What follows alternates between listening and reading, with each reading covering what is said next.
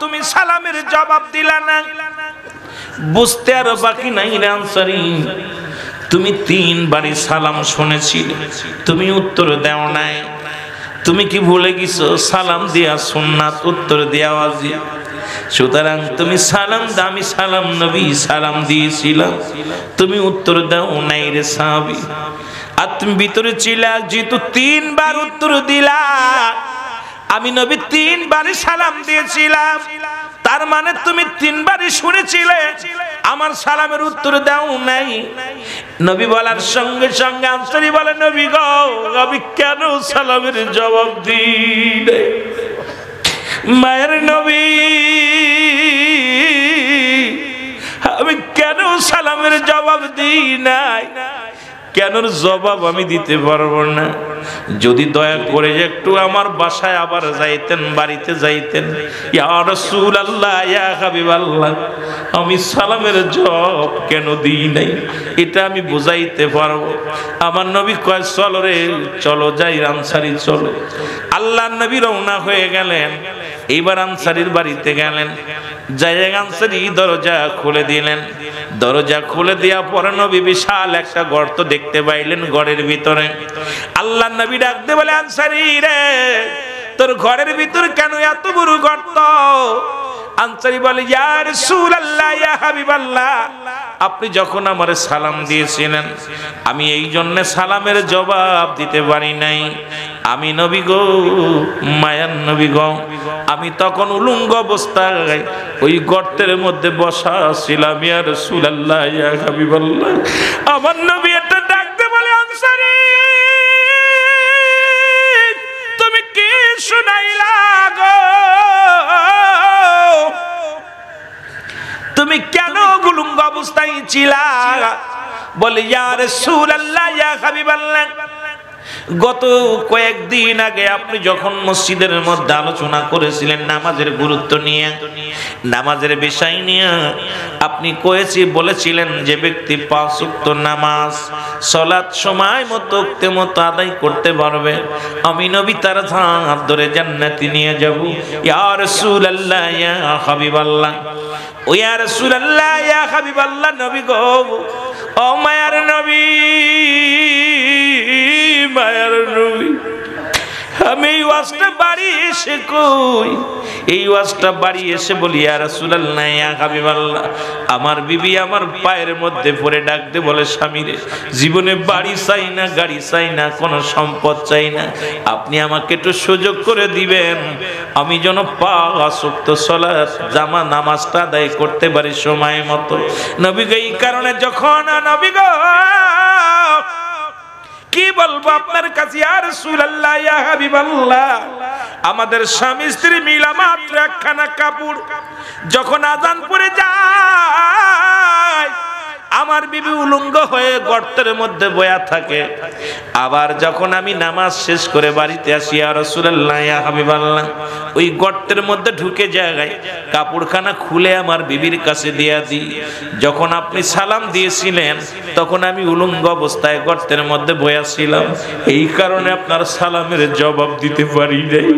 আমার বিবি কাপড় পরে নামাজগত অবস্থায় ছিলেন। ইয়া রাসূলুল্লাহ, ইয়া হাবিবাল্লাহ, এই কারণে আপনার সালামের জবাব দিতে পারি নাই, আমারে আপনি মাফ করে দিবেন। আমার নবী চোখের পানিগুলো দর দর করে ছেড়ে দিয়ে বলে, সাবির আনসারী আয়,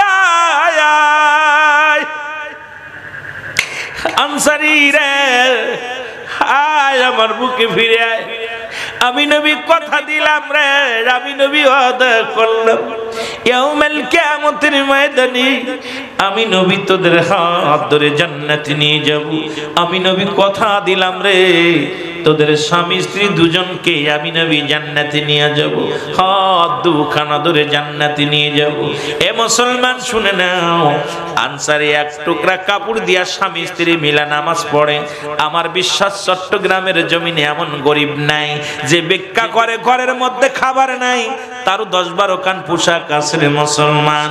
যে ভিক্ষা করে গ্রামে গ্রামে হাত পেতে খায়, তারও 4-5টা কাপড় আছে রে মুসলমান। তাহলে নামাজের দোহাই নামাজ না পড়ে দোহাই দেওয়ার মতো কোনো ব্যবস্থা নাই। মুসলমান শুনে নাও, কারণ নামাজ না পড়লে কোনো ছাড় পাওয়া সম্ভব নয়। কারণ নামাজের গুরুত্ব আমার নবীজি দিয়েছেন, সাহাবীরা দিয়েছেন। এই জন্য মুসলমান শুনে নাও, এই নামাজের গুরুত্ব যে বুঝবে, নামাজের ফজিলাত যে ব্যক্তি বুঝবে, সে কোনোদিন নামাজ ছাড়তে পারে না। তবে নামাজের ভিতর মজা পাইতে হবে। এই নামাজের ভিতরে মজা পাইতে হলে লা কখনো ইল্লা ব্যতীত। হুজুর মানে হাজরে নাজরে, কল মানে আত্মা, সালাত মানে নামাজ। এই নামাজের ভিতরে যখনই আল্লাহ রাব্বুল আলামিনকে আপনি ঢুকাইতে পারবেন, দুনিয়ার সমস্ত বাল্য জীবনের স্মৃতি বলতে পারবেন, দুনিয়ার সমস্ত অন্যায় অপরাধ জগৎ থেকে ফিরে আসতে পারবেন, তখনই আপনি মজা পাবেন। মুসলমান শুনে নাও, তখনই আপনি মজা পাবেন। তখন আর মশায় কামড়ে দিলে মশা মারা লাগবে না। তখন আপনার ওই মাথায় ব্যথা থাকলে এটা অনুভব করা যাবে না। এখন ডিজিটাল দেশের ডিজিটাল মুসল্লি, চেয়ারে বইয়া নামাজ পড়ি আর বলি আল্লাহরে পাইতেছি রুকু সিজদার মধ্যে। মুসলমান শুনে নাও, সিজদার মধ্যে যাইয়া দুনিয়ার জল্পনা কল্পনা, রুকুর মধ্যে যাইয়া দুনিয়ার জল্পনা কল্পনা, শুধু কপালে দাগ ফেলাইলাম, শুধু নামাজের খেলি মসজিদে যাইয়া মুসল্লির সংখ্যা বাড়াইলাম, এখনো আল্লাহওয়ালা মুসল্লি হইতে পারি নাই। জোরে জোরে চিল্লায়া বলেন ঠিক কিনা? রাসূলুল্লাহ চোখে পানি। আম্মা জান আয়েশা সিদ্দিকা চিন্তা করেন, আমার স্বামী কষ্ট পেয়েছে, কারণ জীবিত থাকতে ইমাম পরিবর্তন হয়েছে, না জানি আমার স্বামী মনের ভিতরে কষ্ট পেয়েছে। একে তো আব্বা জান ইমামতি করে, দুই হলো আমার আব্বা জান, এক হলো আমার আব্বা জান, দুই হলো স্বামী দুনিয়ার মধ্যে জীবিত আছে। এখন আমি কি বলবো? আমার নবী কয় স্বামীরে, আমার নবী ডাক দে বলে আয়েশা রে আমাকে বসাও। নবীজি বসলেন। নবীজি বললেন আয়েশা রে আমাকে বসান। বসার পরে বসতে দিলেন, বসলেন। নবীজি বসে চোখ দিয়া দর দর করে পানি ঝরে। আম্মা জান আয়েশা সিদ্দিকা বলে ইয়া রাসূলুল্লাহ, ইয়া হাবিবাল্লাহ, বেয়াদবি মাফ করবেন, আপনার চোখে কেন পানি? আমার আব্বা জান বুঝি ইমামতি করেছেন, আপনি কষ্ট পেয়েছেন। আমার নবী আয়েশা রে না না না, জেনে রাখো আয়েশা, এই নামাজের জন্য আমি কত মার খাইলাম। এই নামাজে যখন দাঁড়াইতাম, কাফের বেঈমানেরা কত নারী উটের নারী বুড়ি গুলো এনে আমার পিঠের উপরে রাখতো। আমি নবী সালাতের জন্য কত কষ্ট করেছি, আমি নবী নামাজের জন্য কতই না কষ্ট করেছি, জামাতের জন্য কত মেহনত করেছি। আজকে আমি মরার আগে, আমি দুনিয়া থেকে বিদায়ের আগে, আমি নবী দু চোখ ভরে শরীয়তের চোখ দিয়া দেখে গেলাম আমার সাহাবীরা, আমার উম্মতিরা কাতারে দাঁড়ায়া দাঁড়ায়া জামাতের সঙ্গে নামাজ আদায় করে। জোরে বলা যাবে না সুবহানাল্লাহ? এটা আমার আনন্দের কান্না, দুঃখের কান্না নয়, এটা আমার কষ্টের কান্না নয়, এটা আমার আনন্দের কান্না। তুমি কি আমার অশ্রু দেখো না? আমার চোখের পানি দেখো না? এই পানি কোনো কষ্টের পানি নয়, এই পানিটা হলো আমার আনন্দের পানি। আয়েশা রে আমি আজকে অনেক খুশি হয়েছি, আমি অনেক হ্যাপি হয়েছি, কারণ আমি নবী শেষ বেলায় দেখলাম আমার সাহাবীরা, আমার উম্মতিরা জামাতের সঙ্গে দাঁড়াইয়া দাঁড়াইয়া নামাজ আদায় করে। ইহা দ্বারা কি প্রমাণ হয় না নামাজের গুরুত্ব? একমাত্র কাফের এবং মুসলমানদের মধ্যে পার্থক্য হলো নামাজ। মুসলমানের নামাজ ছেড়ে ছাড়ে না, কাফের নামাজ ছেড়ে দেয়। এখন যদি আমরা অধিকাংশ মুসলমানের ছেলে হয়ে নামাজে যাই না, কেউ আছি সাপ্তাহিক মুসল্লি, কেউ আছি বছরে 2 ওয়াক্ত মুসল্লি। অনেক গ্রামে আছে বছরে 2 ওয়াক্ত নামাজ পড়ে, একটা হলো ঈদুল আযহা, একটা হলো ঈদুল ফিতর, বাকি নামাজ তারা চেনে না। আবার কেউ আছে সব মুসলমান মাসে 4 ওয়াক্ত নামাজ পড়ে, সেটা জুম্মা পড়ে, 4টা জুম্মা আদায় করে। আবার কেউ আছে শুধু আসরের ওয়াক্ত মুসল্লি, আবার কেউ আছে মুসলমান ফজরের ওয়াক্তে মুসল্লি। সুতরাং আজকে দুনিয়ার মধ্যে থেকে আমরা কেমন করে জিন্দেগি পার করে দিলাম। নামাজে মজা লাগে না, কারণ নামাজে যখন মজা লাগবে কথাটা আমার মনে পড়ে যায় বারবার। হুজুর আকরাম সাল্লাল্লাহু আলাইহি সাল্লাম, ও মুসলমান গভীর মনোযোগ, নবীজি একটা ঘরের মধ্যে যুদ্ধের ক্ষেত্রে যুদ্ধ থেকে এসে যুদ্ধের ময়দান থেকে এসে রাসূলুল্লাহ উনি কি করলেন, একটা ঘরের মধ্যে বিশ্রাম নিলেন।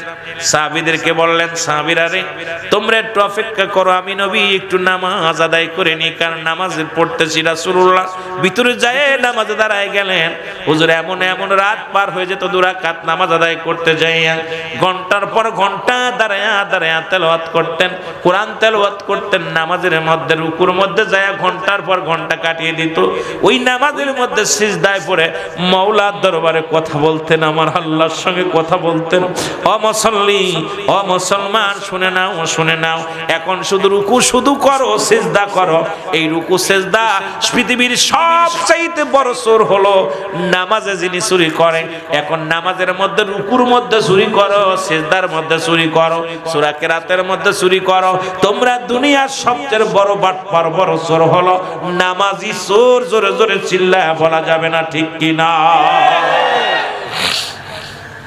আমার ভাইয়েরা, আমার বন্ধুরা, আমার যে কথা বলতেছিলাম, শত্রু পক্ষ এই পথ দিয়ে যাইতেছিল। নবীর সাহাবীরা নামাজের মধ্যে দাঁড়ায় গেছে। 4 সাহাবী নামাজি, মুসলমান নবীজির ঘর পাহারা দেয়। এক সাহাবী বিশ্রাম নেয়, আর এক সাহাবী নামাজের মধ্যে থাকে, চিন্তা করে শুধু শুধু রাতটা কাটাবো তার দরকার নাই, নামাজের মধ্যে কাটায় দিব, নামাজ পড়ব। নবী সাহাবী কি করলেন, নামাজে যাইয়া রুকুর মধ্যে যখন গেলেন, মুসলমান শুনে নাও, নামাজের মধ্যে কাফেররা মনে করছে এটা নিশ্চিত কোন বট গাছ বা কোন গাছ, মানুষ মনে করে নাই। দূর থেকে তীর মারছে আর উরতের এপার ওপার হয়ে গেছে, তীরটা ঢুকে গেছে। সাহাবী সঙ্গে সঙ্গে নামাজ ছেড়ে দিছে, চিন্তা করছে যদি নামাজের ভিতরে আর একটা তীর এসে বুকের মধ্যে লাগে, না জানি আমি মারা যাই। আর আমি যদি মারা যাই, ঘরের ভিতরে রাসূলুল্লাহ আছে, রাসূলের উপর আক্রমণ করবে কাফের বেঈমানেরা। আমার নবী আমার কারণে যদি নবী কষ্ট পায়, কিয়ামতের ময়দানে জবাব দিতে পারবো না। এই কথা ভাবি মনে ভাবিয়া সঙ্গে সঙ্গে নামাজ ছেড়ে দিছে। আর রাত মজা শেষ হয়ে গেল, এই গুরুত্বের মধ্যে তীর নিয়া, আর যখন মানুষ টড়া দিছে কাফের বেঈমানরা পালা গেছে। সকালবেলা ফজরের নামাজে রাত দিয়া যখন রাসূলুল্লাহ সাহাবীদেরকে বললেন তোমরা ওযু করো, নামাজের জন্য তৈরি হও, সাহাবী চোখের পানি ছেড়ে রাসূলুল্লাহর সামনে দাঁড়ায় গেলেন। আমার নবী কয় কি হয়েছে? বলে ইয়া রাসূলুল্লাহ, ইয়া হাবিবাল্লাহ, তীর লাগছে। বলে কেমনে লাগলো? ইয়া রাসূলুল্লাহ, রাত্র যখন গভীর হয়ে গেল, আপনি যখন ভিতরে নামাজগত অবস্থায় ছিলেন, আল্লাহর দরবারে সিজদাগত অবস্থায় ছিলেন, ইয়া রাসূলুল্লাহ, ইয়া হাবিবাল্লাহ, আমি চিন্তা করলাম শুধু শুধু রাতটা নষ্ট করব কেন, আমিও নামাজে দাঁড়ায় যাই। ওই নামাজে যখন দাঁড়ায় গিয়েছিলাম, ইয়া রাসূলুল্লাহ, ইয়া হাবিবাল্লাহ, ওই শত্রু পক্ষের মানুষ আসিয়া আমার গায়ের মধ্যে তীর মেরেছে, তীরটা আমার উরুতের মধ্যে লাগিয়ে পার ওপার হয়ে গেছি। ইয়া রাসূলুল্লাহ, ইয়া হাবিবাল্লাহ, আল্লাহর নবী কয় এ সাহাবী, তোমার তীরে পার ওপার হয়ে গেছে, তুমি কি কষ্ট ব্যথা পাও নাই? তুমি কি অনুভব করতে পারো নাই? সাহাবী বলে ইয়া রাসূলুল্লাহ, ইয়া হাবিবাল্লাহ, আল্লাহর কসম করে বলি নামাজের ভিতরে এত মজা পাচ্ছিলাম, নামাজের ভিতরে এত মজা পাচ্ছিলাম, এত ভালো লাগতেছিল, যদি তীর তৌরতের মধ্যে নয়, আমার বুকের মধ্যে তীর যায় যদি পার ওপার হয়ে যেত, আমি টের পেতাম না। কারণ দুনিয়ার মুখাপেক্ষে আমি ছিলাম না তখন। আমি এমন ভাবে আল্লাহর প্রেমে রুজু হয়ে গেছিলাম, কারণ আমি আমার মাওলার প্রেমে এমন ভাবে আবুডুবু খেয়েছিলাম। শুধু আপনি যদি ঘরের ভিতরে না থাকতেন, আমি তীর এসে যদি আমার বুকটা জারজা করে দিত, তবু আমি টের পাইতাম না। জোরে জোরে চিল্লা বলা যাবে না সুবহানাল্লাহ।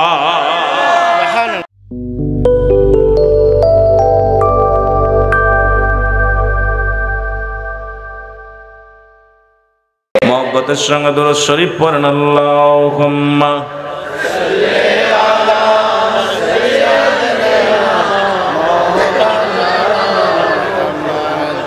ওয়া আলা আলি সাইয়্যিদিনা।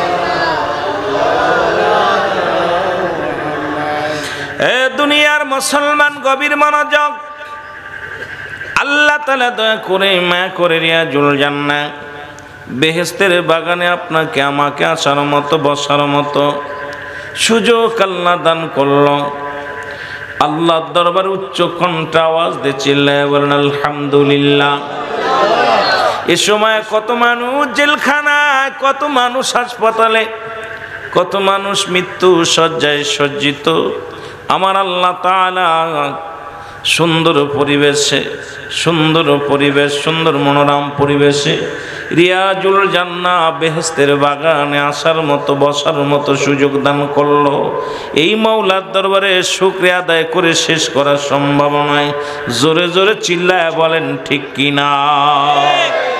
এ দুনিয়ার মুসলমান গভীর মনোযোগ। বান্দা যখন জান্নাতের দিকে রওনা হয়ে যায়, বাড়ি থেকে যখন জান্নাতের নিয়ত করে রওনা দিছে, প্রতিটা কদমে কদমে আমার আল্লাহ তাআলা ওই বান্দার জিন্দেগির সগীরা গুনাহগুলো মাফ করে দিছে। জোরে বলা যাবে না সুবহানাল্লাহ? আর একটু জোরে বলা যাবে না?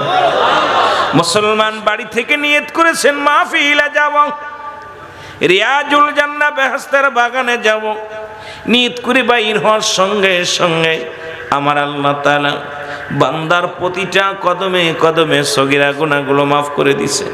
আমরা শুধু সগীরা গুনাহ করি নাই, পদে পদে করেছি কবিরা গুনাহ, নামাজ ছেড়ে দেয়া কবিরা গুনাহ, মিথ্যা বলা কবিরা গুনাহ, বেগানা মহিলার সঙ্গে দেখা দেয়া কবিরা গুনাহ, বেগানা পুরুষের সঙ্গে দেখা দেয়া কবিরা গুনাহ। কত ওয়াজ করলাম, নিজেই পালন করি না। এ মুসলমান, এই জন্য সমাজ পরিবর্তন হয় না। হাজারো গুনাহ করলাম, মিথ্যা বলা কবিরা গুনাহ। এই সমস্ত গুনাহ মাফের দরকার আছে কি না? আল্লামা কুতুবী রাহমাতুল্লাহ বায়ান করে, দুনিয়ার মানুষ শোনো, যখন কোন বান্দা রিয়াজুল জান্নাহ বেহেশতের বাগানের সংবাদ শুনতে পাও, ওই জান্নাত খানা আঁকড়ে ধরিয়া ও বান্দা শুনে নাও, কবরের ভয়ে, জাহান্নামের ভয়ে, মরণের ভয়ে বান্দা যখন খাস তওবা করে, আমার আল্লাহ তাআলার দরবারে যখন চোখের পানি ছেড়ে বান্দা খাসনো সুয়া তওবা করে, মুসলমান শুনে নাও, আমার আল্লাহ তাআলা ওই বান্দার জিন্দেগির সব গুনাহ মাফ করে দেয়। জোরে বলা যাবে না সুবহানাল্লাহ? সগীরা গুনাহ মাফ হলো জান্নাতের বাগানে আসার নিয়ত করে রওনা দেওয়ার কারণে। যত কদম ফেলবেন প্রতিটা কদমে কদমে সগীরা গুনাহ মাফ। এখন সগীরা গুনাহ তো খালি করি নাই, কবিরা গুনাহ করছি। কত গুনাহ করেছি। আল্লামা কুতুবী রাহমাতুল্লাহ বায়ান করে, বান্দা শোনো, আল্লাহর বান্দা শুনে নাও, তোমরা যারা কবিরা গুনাহ করেছো, তোমরা ওই জান্নাতের বাগান আঁকড়ে ধরো, ওখানে যাইয়া ওয়াজ নসিহত শেষ করে খাস তওবা করো, কারণ কিয়ামত পর্যন্ত আর নবী আইব না। কিয়ামত পর্যন্ত আর কোনো নবী আইব না। কিয়ামত পর্যন্ত তওবার দরজা খোলা থাকবে। এই খাস তওবা করে বান্দা যখন আল্লাহ বলে ডাক দেয়, আল্লাহ তাআলা বান্দার জিন্দেগির সব কবিরা গুনাহ মাফ করে দেয়। তাহলে জান্নাতের বাগানে আসলে লাভ না লস? জোরে বলেন, লাভ না লস? কিছু মানুষ বলতেছে লাভ, পিছনের মানুষগুলো জান্নাতের বাগানে আসা লাভ না লস? লাভ জায়গা। অনেকেই লস করেছে, চিন্তা করে যদি এই বছরে ব্যবসা হচ্ছে, এই জিনিসটা কিনলে 2 মাস বা 1 মাস পরে বিক্রি করলে আমি কেজি প্রতি 10 টাকা লাভ হইব, এটার প্রতি মানুষ ঝুঁকে পড়ে। কি ভাই, ঝুঁকে পড়ে না? তো এই জান্নাতের বাগানে যত যাবেন ততই লাভ। এই দেখি চট্টগ্রামের জমিন অলিগলিতে মাহফিল হয়, যত মাহফিল হবে আর যত মাহফিলে প্রবেশ করতে পারবো ততই লাভ। জোরে বলেন ঠিক কিনা? এই দুনিয়ার মানুষ শোনা নাও, মানুষের মৃত্যু হয় 2টা টাইমে গো। একটা হলো রাতের বেলা, একটা হলো দিনের বেলা। 2টা টাইম মানুষের মরণ হয়, একটা হলো রাতের বেলা, একটা হলো দিনের বেলা। আল্লাহ রাত শুরু করেছে নামাজ দিয়া, দিন শুরু করেছে নামাজ দিয়া। যেহেতু নামাজের গুরুত্ব, নামাজের ফজিলাত, এখানে আমাকে একটা বিষয় উপরে দিয়েছে, আর একটা বিষয় আলোচনা দিয়েছে। আস্তে আস্তে আলোচনার মধ্যে যায়। মুসলমান গভীর মনোযোগ। রাত শুরু হয়েছে নামাজ দিয়া, দিন শুরু হয়েছে নামাজ দিয়া। দিনের শুরু হলো বান্দারে ফজর। বান্দারে কেমন আমার আল্লাহ বান্দারে কত ভালোবাসে, বান্দারে কত মায়া করে। ফজরে 2 রাকাত সুন্নাত নামাজ তুমি আদায় করলাম, সঙ্গে সঙ্গে তুমি হয়ে গেলা আমার রাসূলের প্রেমিক, তুমি রাসূলকে ভালোবাসো। এখন যদি বলে ফজরের নামাজ কয়জন পড়েছো, হাতে গোনা হয়তো 150 জন উঠবে রে মুসলমান, বাকিগুলো সুন্নি বলছি, অনেকে নামাজে আসতে পারি নাই, সুন্নাত নামাজগুলো আদায় করি নাই, সুন্নাত রাসূলের সুন্নাত দাড়ি মোবারক রাখতে পারি নাই, দাড়ির মধ্যে সকাল সন্ধ্যা খুল লাগাইলাম, নামাজের ধার ধারলাম না। কেমন করে সুন্নি পরিচয় দিয়ে আমার বুঝে আসে না মুসলমান, শুই না লাও। এরে ফজরের নামাজ 2 রাকাত সুন্নাত নামাজ তুমি আদায় করলা, সঙ্গে সঙ্গে তুমি হয়ে গেলে আমার নবীজির প্রেমিক। এবার 2 রাকাত ফরজ নামাজ তুমি আদায় করলাম, সঙ্গে সঙ্গে হয়ে গেলে তুমি আমার আল্লাহর গোলাম। এখন আল্লাহর গোলাম, তুমি দিনের মধ্যে যদি মরণ হয়, যদি তোমার দিনের মধ্যে মরণ হয়ে যায়, তোমার মৃত্যুটা হবে আমার রাসূলের প্রেমিক আল্লাহর গোলাম। আর ওই যে ব্যক্তি নামাজি হয়ে গেল, সমস্ত খারাপ কাজ থেকে বাঁচায় নামাজ, সমস্ত বিপদ থেকে বাঁচায় নামাজ। সুতরাং রাসূলের প্রেমিক হইয়া আল্লাহর গোলাম হয়ে যদি মৃত্যু হয়, তোমার আমার জীবন ধন্য রে ভাই, জোরে জোরে বলেন ঠিক কিনা। এখন ফজর তো পড়ি নাই, জোহর তো পড়ি নাই, আসর তো পড়ি নাই, কি হবে? কথা কই না, সমস্ত রূহকে আল্লাহ এক জায়গা কইরা, সমস্ত রূহকে আল্লাহ এক জায়গা কইরা সামনে কইরা আল্লাহ বলে সালাস্তুবি রাব্বিকুম, আমি কি তোমাদের রব, আমি কি তোমাদের মালিক, আমি কি তোমাদের প্রভু। সব রূহের জগৎটা মাথা নত করেছিল যে আল্লাহকে যদি প্রভু বলে মানি, রব বলে মানি, তাহলে আল্লাহর হুকুম অমান্য করা যাবে না। নামাজ কার হুকুম? জোরে চিল্লায় বলেন কার? আল্লাহর হুকুম। এখন ফজর, জোহর, আসর, মাগরিব, ঈশা, এই 5 ওয়াক্ত সালাত কার হুকুম? ভালো করে বলবেন, এটা কার হুকুম? ভালো করে বোঝানোর জন্য আমি আপনাদেরকে বোঝানোর জন্য একটু একদম পিছনে ছোট ওয়ানে যে লেখাপড়া করা হয়, ঠিক সেই ক্যাটাগরিতে আমি কথা বলতেছি বোঝানোর জন্যে। আমার দাদু ভাইয়েরা, আল্লাহ পাক রব্বুল আলামিন ডাকতে বললেন, আমি কি তোমাদের রব? একবার নয়, 2 বার নয়, 3 বার আল্লাহ পাক যখন বান্দাকে, সমস্ত রুহের জগৎকে বলল, সমস্ত রুহ জবাব দিয়েছিল কি? যেটা বলেন না, কি বলেছিল? কালু বালা, সুবহানাল্লাহ বলেন না। আপনি আমাদের, আমরা স্বীকার করলাম আপনি আমাদের রব, আপনি আমাদের মালিক, আপনি আমাদের প্রভু। সমস্ত রুহের জগৎ স্বীকার করে নিলেন। জোরে বলা যাবে না সুবহানাল্লাহ? আসতে বলবেন না, জোরে বলবেন।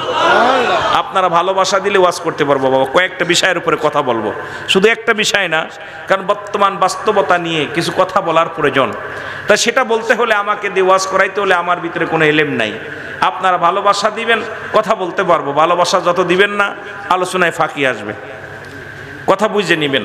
এই সমস্ত রুহের জগৎ যখন স্বীকার করলেন যে আপনি আমাদের মালিক, আমি আপনাদের কাছে জানতে চাই, আমাকে আপনারা দাওয়াত দিছেন, এখন আমি আপনাদের মাঝে আসছি, এখন যদি ওয়াজ নসিহত না কইরা বয়া থাকি মাইক নিয়ে, কেউ মেনে নিবেন? কথা বলেন। খাবার দিবেন, হাদিয়া দিবেন, পিটাইবেন, কেউ হুজুরে বন্ডরে খেদা পিটায়। কথা বলেন ঠিক কিনা? আপনাদের কাছে এইটা দরকার না। আমি ছোট্ট একটা উদাহরণ দিতেছি। সারা জীবন, সারা দিন ভরে অমুক গ্রাম নিবাসী অমুকের মেয়ের লগে বিবাহ বন্ধনে আবদ্ধ হইলেন, এত টাকা দেলমোর, এত টাকা অশীলবাদ। এখন সারা দিন আপনার খেদমত করছে, রাত্রেবেলা বলল, স্বামী আমি আপনার ছোট ভাইয়ের কাছে ঘুমাইবো, আপনি মেনে নিবেন? কথা কয় না, কথা বোঝো না? আমার ছোট ভাইয়ের কাছে ঘুমাইবো, কোনো পাগলও মানবে না। বউটা আরেকজনের কাছে ঘুমাইবো, কোনো পাগলে মানবো? জোরে বলেন, মানবো?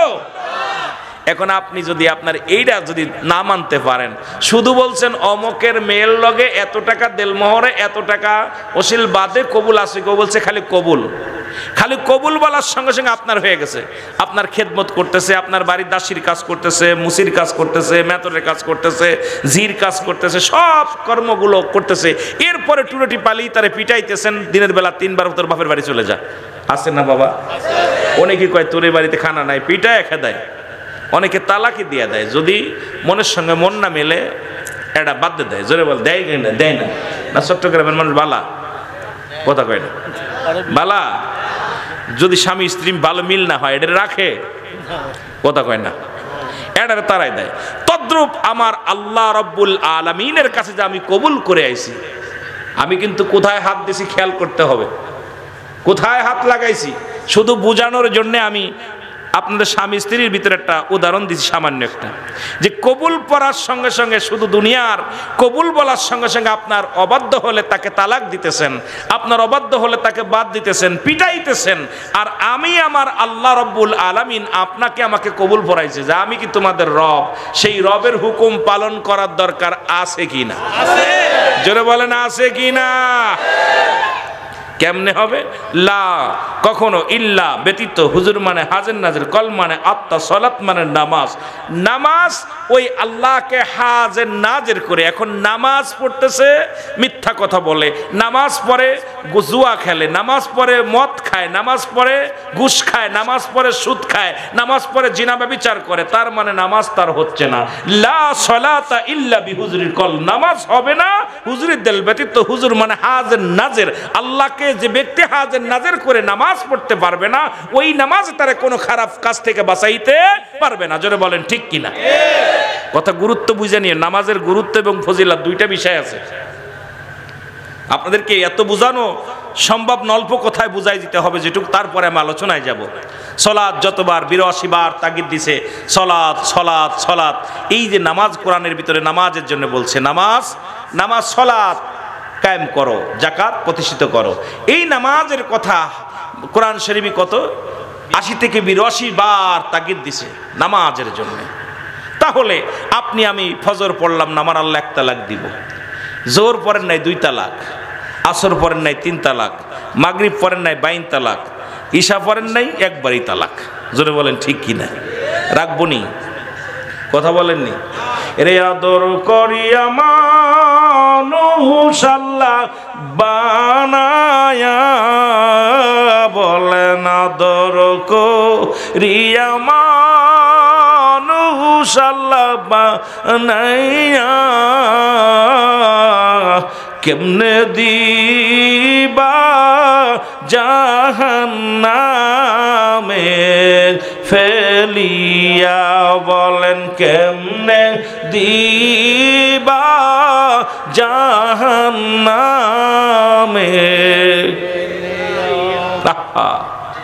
আদর করছে, কত আদর। এ দুনিয়ার মুসলমান শোনা নাও, কত আদর করে বান্দা বানাইলো তোমারে।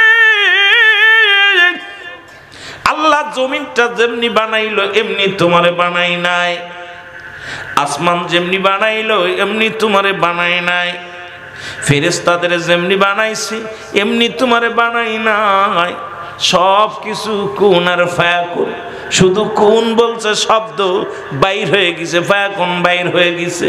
কিন্তু আদর পৃথিবীর সমস্ত মানব জাতিকে, আপনাকে আমাকে আমার আল্লাহ তার কুদরতি হাত দিয়ে বানাইছে, আদর করে বানাইয়া আমার আল্লাহ বান্দার, কারণ তার আমার মাওলার গোলামি করবে বলে আমার আল্লাহ রব্বুল আলামিন প্রতিটা বান্দা বান্দির মহব্বত করে আদর করে বানাইছে। জোরে জোরে চিল্লায়া বলা যাবে না সুবহানাল্লাহ?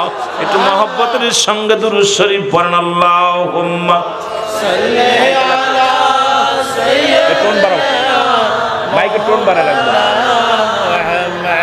ওয়া লা আলি সাইয়্যিদিনা মুহাম্মদ। এটা কথা আমার একটা গান মনে পড়ে গেল, একটা গান শুনছিলাম ছোটবেলা। হইল না রে তোর নামাজের লইলি না খবর, অমন পড়লি নামাজ ধরলি নামাজ সারা জীবন। ওই ফাওয়াইলুল লিল মুসাল্লিন, সারা জীবন ভোর মসজিদে আজান পড়িলে সবার আগে যাও, নামাজ শেষে বাইর হইয়া সুদের টাকা খাও। ঠিক কি না? পাঞ্জাবি পায়জামা ভাইরে সবই তোমার সাদা, রুহুল আমিন কয় তিল পরিমাণ লাগলে মনে কাদা।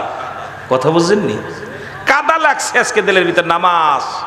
আজকে হাজার মানুষ নামাজ মুসল্লি, মসজিদ পাকা হয়েছে, ইমান একেবারে ফাঁকা। আগে মসজিদ ছিল কাঁচা, মানুষের ইমান ছিল পাকা, আর এখন মসজিদ হয়েছে পাকা, মানুষের ইমান একেবারে ফাঁকা। বিশ্বাস হয় না? কথা কয় না? নামাজ মুসল্লি বাড়ছে, ইমাম বাড়ছে, আলেম বাড়ছে, মানুষের ইমানের পরিবর্তন খুব কম হয়েছে। যেটা বলেন ঠিক কি? এ দুনিয়ার মুসলমান শুনে নাও, যে কথাগুলো বলতেছিলাম শুনে নাও। রব্বুল আলামিন পৃথিবীর যত মাখলুকাত বানাইল, এত আদর করে, এত মায়া করে, এত মুসলমান, এত ইজ্জত দিয়ে কাউকে বানান নাই। এই পৃথিবীর মধ্যে সমস্ত জাতিকে আপনার গোলাম বানায়া দিচ্ছে, আপনার গোলামি করবে। গরুগুলো আপনার গোলামি করবে, মেষগুলো আপনার গোলামি করবে, বাঘগুলো আপনার গোলামি করবে, হাতিগুলো আপনার গোলামি করবে, আর আপনি গোলামি করবেন আমার স্রষ্টার, আমার আল্লাহর। আর সমস্ত জাতি গোলামি করবে মানুষের, মানুষের হুকুম তালিম করে, মানুষের কমান্ড মানে, আর মানব জাতি গোলামি করবে আমার আল্লাহর।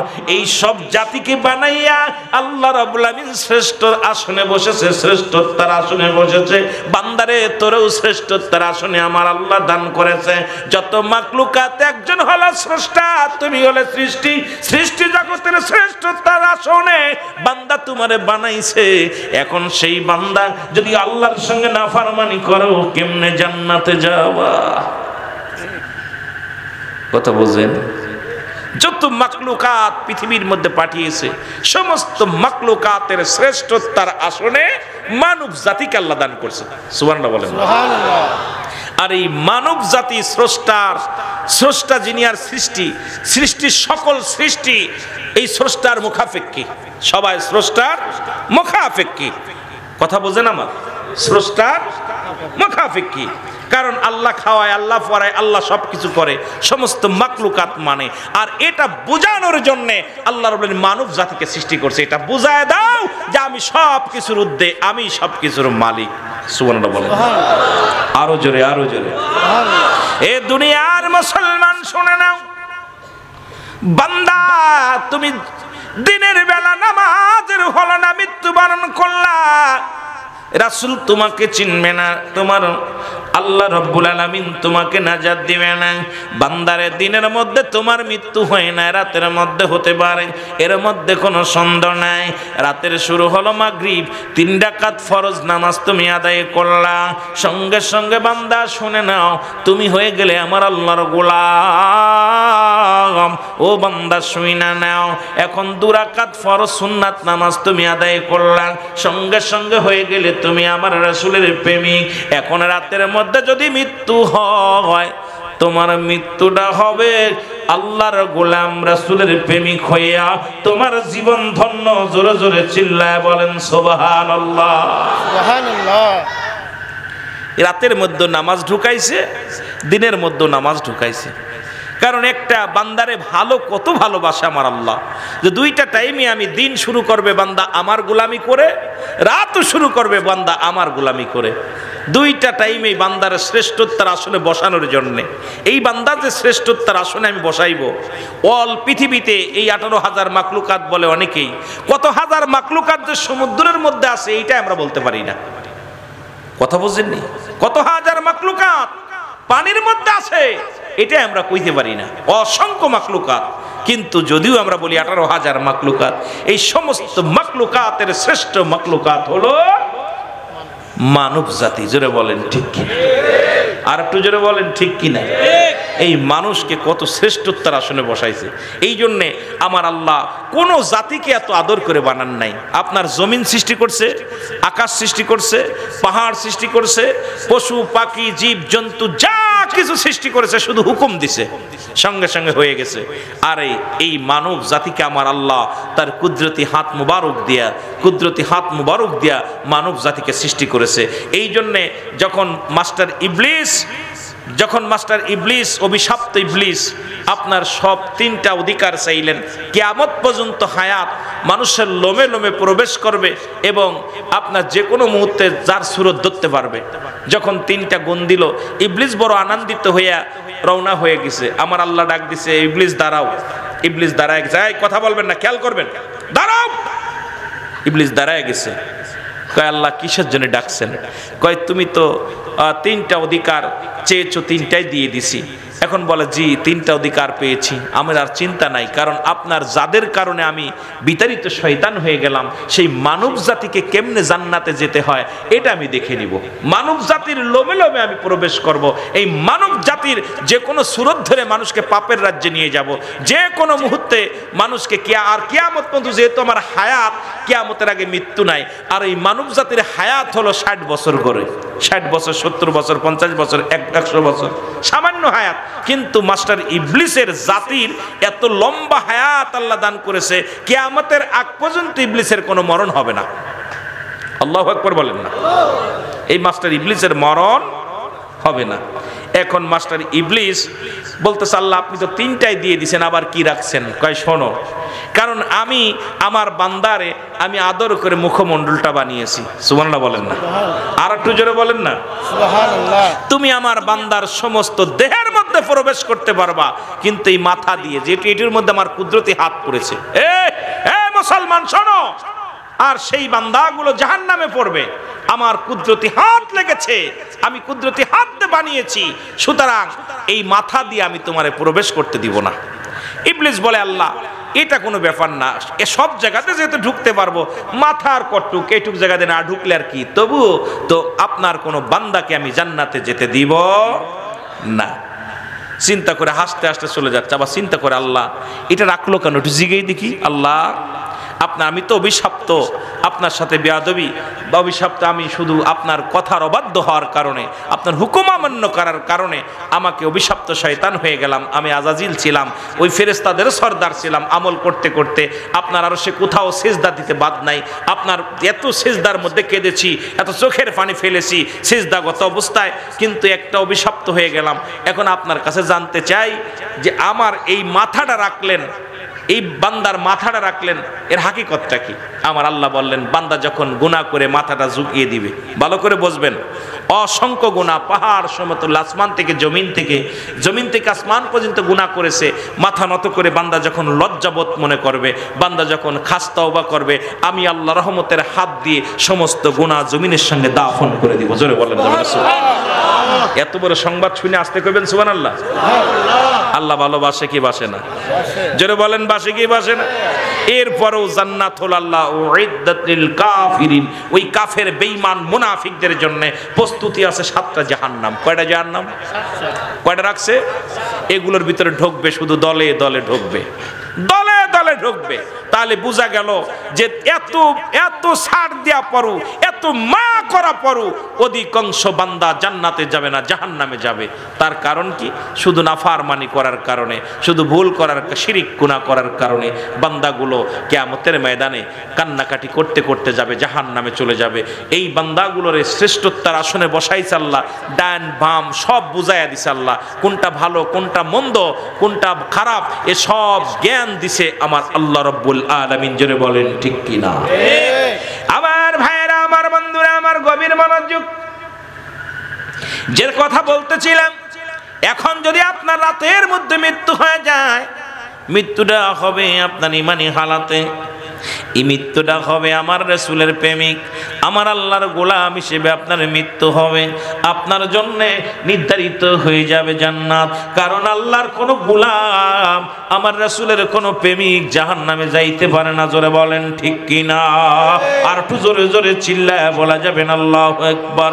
একটু মহব্বতের সঙ্গে দুরূদ শরীফ পড়েন, আল্লাহুম্মা সাল্লি আলা সাইয়্যিদিনা মাওলানা মুহাম্মদ ওয়া আলা আলি সাইয়্যিদিনা মাওলানা মুহাম্মদ। এ ভাইরা, আমার বন্ধুরা, আমার নবীজি বললেন যে ব্যক্তি 5 ওয়াক্ত সালাত, ফজিলত গুরুত্ব দুইটার দিকে খেয়াল করবেন।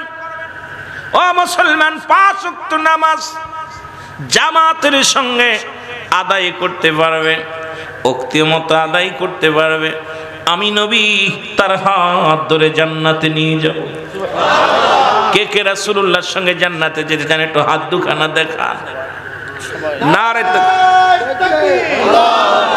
নারে রিসালাত, ইয়া রাসূলুল্লাহ, নারে গাউসিয়া, ইয়া গাউসিয়া, আলে সুন্নাত ওয়াল জামাত, জিন্দাবাদ, গাউসিয়া কমিটি বাংলাদেশ, জিন্দাবাদ, মারহাবা মারহাবা। রাসূল বললেন, সাহাবীরা বলে, হুজুর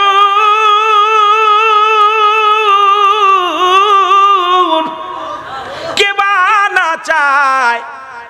নবী বললেন, তাহলে শুনে রাখো, তোমরা আজ থেকে 5 ওয়াক্ত সালাত নামাজ আদায় করবা। নবীজির সবচাইতে গরিব এক সাহাবী, নামাজের গুরুত্ব একটু শোনেন মুসলমান। সবচাইতে একজন গরিব সাহাবী, নাম হলো আব্দুল্লাহ আনসারী। নাম কি? জোরে বলেন, নাম কি? আব্দুল্লাহ আনসারী। এত গরিব চট্টগ্রামের জমিনে আমার মনে হয় নাই। এই চট্টগ্রাম বোয়ালখালীর জমিনে এত গরিব মানুষ আর কেউ নাই রে। আব্দুল্লাহ আনসারী রাসূলুল্লাহর পিছে নামাজ আদায় করে বাড়ি গেলেন। বিবি ডাক দিয়ে বলে, স্বামী এত দেরি হলো কেন? আপনার নামাজ শেষ করে আসতে এত দেরি হলো কেন? বলে, বিবি রে, আমার নবী ওয়াজ করছে, ওয়াজ শুনতে যা দেরি হয়েছে। কি কি ওয়াজ করছে একটু বলেন। কেমন বিবি? আমাদের বিবিরা জিগেই যে মৌলানা সাহেব কি ওয়াজ করছে একটু বলেন। আমাদের বিবিগুলো গেলে বলে, কি তাবারক আনছো আগে বলো, কোথায় গেলে, এত রাত হলো কেন? বক্তা কি সময় পায় না সারা রাত ভরে আলোচনা করলো? আপনার আমার বিবিগুলোর মতো তাদের বিবি নয়। আব্দুল্লাহ আনসারীর বিবি ডাকতে বলে, স্বামী রে, রাসূলুল্লাহ কি ওয়াজ করছে আমার আগে শোনান। কারণ রাসূলের কথাগুলো শোনার জন্য মন আনসান করে। আমার রাসূলের কথা শুনলে আমার প্রাণ ঠান্ডা হয়ে যায়। আমার নবী কি ওয়াজ করছে আগে বলো। ডাকতে বলে, বিবি রে, আমার নবী ওয়াজ করছে, কোন ব্যক্তি যদি 5 ওয়াক্ত নামাজ, 5 ওয়াক্ত সালাত সময় মতো ওয়াক্ত মতো আদায় করতে পারে, আল্লাহর নবী তার হাত ধরে জান্নাতে নিয়ে যাবে। সুবহানাল্লাহ।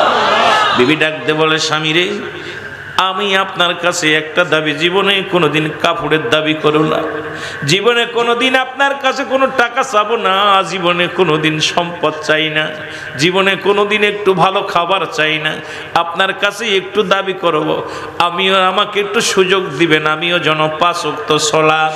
আমার মা বোনেরা যারা আজকে আলোচনা শোনো, খেয়াল করো মা, ও মা, খেয়াল করে শোনো। ডাকতে বলে নবীর সাহাবীরে, ডাকতে বলে বিবি, বিবি ডাকতে বলে, স্বামী রে, আপনার কাছে একটু দাবি করি, আমি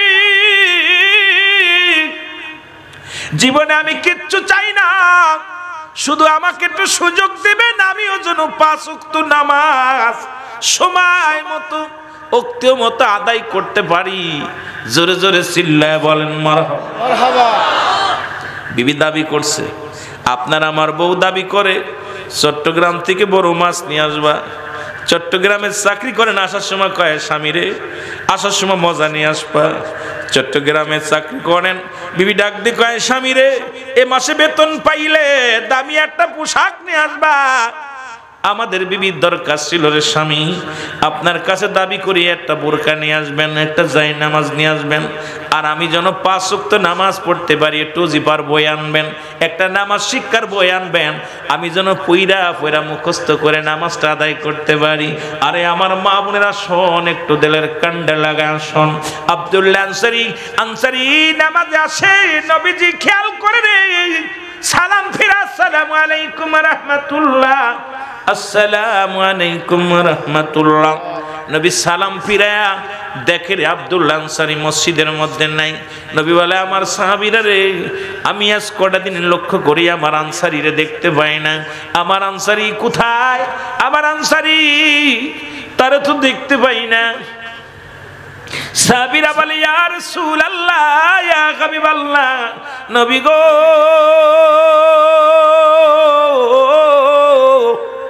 হয়তো দুনিয়ার প্রেমে পড়ে গেছে, নবীর প্রেমে পড়ে গেছে, নাই দুনিয়ার প্রেমে পড়ে গেছে। আমার নবী কয়, না না না, খবর নেও, আমার আনসারী কেন আসে না, খবর নেও। সাহাবীরা খবর নিয়ে কোনো তথ্য দিতে পারলেন না। আমার নবী কয়, সাহাবীরা রে, আমি নবী নিজেই যাব আমার আনসারীর দেখার জন্য। নবী কত ভালোবাসতো, আল্লাহর গোলামের একটু খেয়াল করেন মুসলমান বাবারা। নবী ডাক দিয়ে বলেন, সাহাবীরা রে, আমি যাব আনসারীর বাড়িতে। আমার নবী রওনা হয়ে গেলেন, সালাম দেয় বাড়িতে, আসসালামু আলাইকুম আহলাল বাইত। ঘরের মধ্যে একটা নয়, দুটি নয়, তিনবার সালাম দিলেন রাহমাতুল লিল আলামিন। একটা সালামের জবাব আসলেন না। নবী একটু মনে কষ্ট পাইলেন, এত কষ্ট করে বাড়িতে আসলাম, হেঁটে হেঁটে আমি আসলাম, আমার সাহাবী সালামের উত্তর দিল না, মনে হয় বাড়ির ভিতরে কেউ নাই।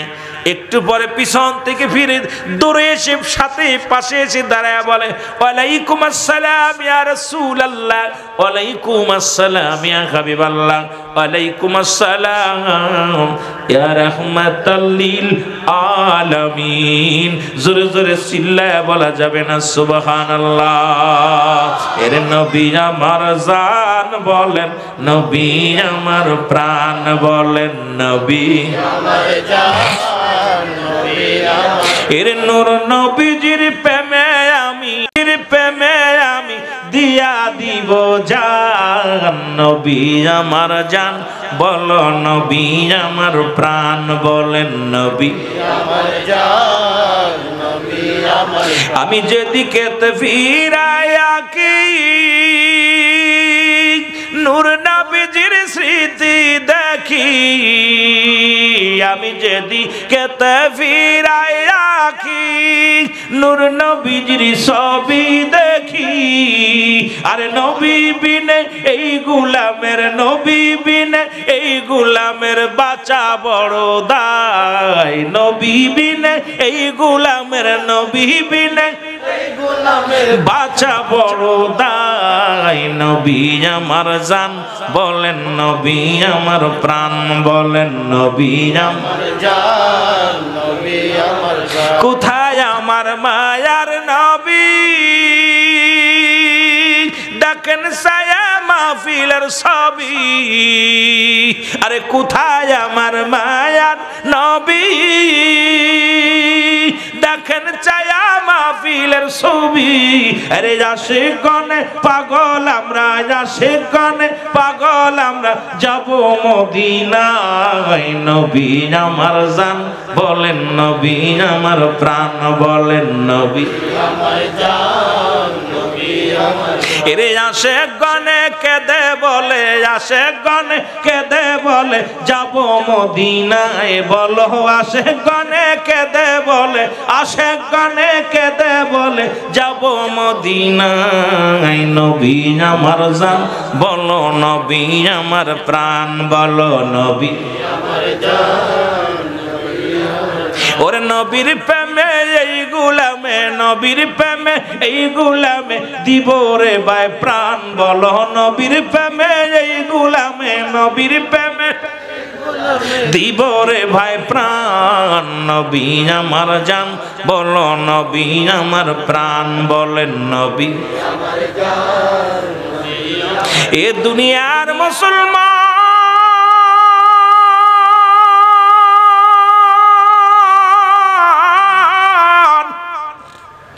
গভীর মনোযোগ, নবী ডাকতে বলে, আনসারী আনসারী রে, আমি নবী তিনবার সালাম দিলাম গো,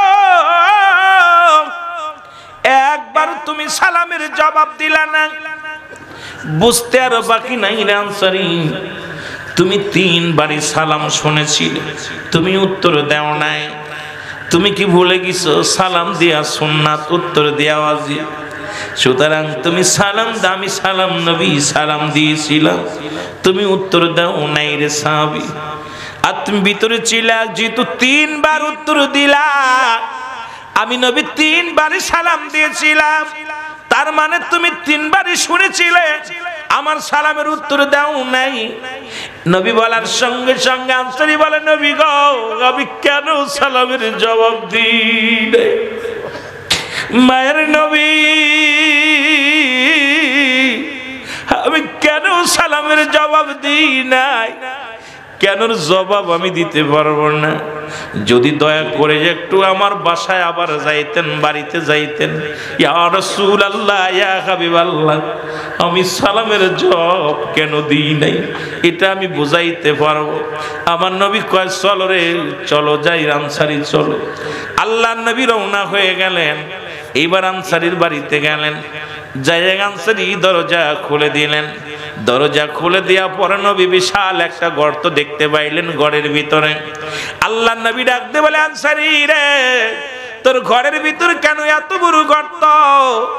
আনসারী বলে, ইয়া রাসূলুল্লাহ, ইয়া হাবিবাল্লাহ, আপনি যখন আমারে সালাম দিয়েছিলেন আমি এই জন্য সালামের জবাব দিতে পারি নাই।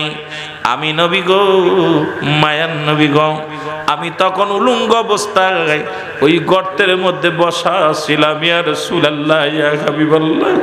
আমার নবী এটা ডাকতে বলে, আনসারী তুমি কি শুনাইলা গো? তুমি কেন উলঙ্গ অবস্থায় ছিলা?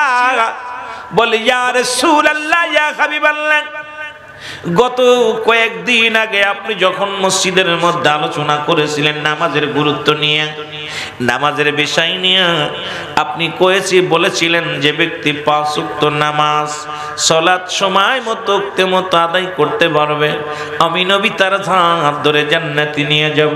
ইয়া রাসূলুল্লাহ, ইয়া হাবিবাল্লাহ, ও ইয়া রাসূলুল্লাহ, ইয়া হাবিবাল্লাহ, নবী গো, ও মায়ার নবী, মায়ার নবী, আমি এই ওয়াজটা বাড়ি এসে কই, এই ওয়াজটা বাড়ি এসে বলি, ইয়া রাসূলুল্লাহ, ইয়া হাবিবাল্লাহ, আমার বিবি আমার পায়ের মধ্যে পড়ে ডাকতে বলে, স্বামী রে, জীবনে বাড়ি চাই না, গাড়ি চাই না, কোনো সম্পদ চাই না, আপনি আমাকে একটু সুযোগ করে দিবেন, আমি যেন 5 ওয়াক্ত সালাত জামা নামাজটা আদায় করতে পারি সময় মতো। নবী গো, এই কারণে যখন নবী গো কি বলবো আপনার কাছে, ইয়া রাসূলুল্লাহ, ইয়া হাবিবাল্লাহ, আমাদের স্বামী স্ত্রী মিলা মাত্র একখানা কাপড়, যখন আজান পড়ে যায় আমার বিবি উলঙ্গ হয়ে গর্তের মধ্যে বয়া থাকে, আবার যখন আমি নামাজ শেষ করে বাড়িতে আসি, ইয়া রাসূলুল্লাহ, ইয়া হাবিবাল্লাহ, ওই গর্তের মধ্যে ঢুকে যায় কাপড়খানা খুলে আমার বিবির কাছে দিয়া দিই। যখন আপনি সালাম দিয়েছিলেন তখন আমি উলঙ্গ অবস্থায় গর্তের মধ্যে বয়া ছিলাম, এই কারণে আপনার সালামের জবাব দিতে পারি নাই। আমার বিবি কাপড় পরে নামাজগত অবস্থায় ছিলেন, ইয়া রাসূলুল্লাহ, ইয়া হাবিবাল্লাহ, এই কারণে আপনার সালামের জবাব দিতে পারি নাই, আমারে আপনি মাফ করে দিবেন। আমার নবী চোখের পানিগুলো দর দর করে ছেড়ে দিয়ে বলে, সাবির আনসারী আয়, আনসারী রে আয়, আমার বুকে ফিরে আয়। আমি নবী কথা দিলাম রে, আমি নবী ওয়াদা করলাম, ইয়াউমুল কিয়ামতের ময়দানে আমি নবী তোদের হাত ধরে জান্নাতে নিয়ে যাব।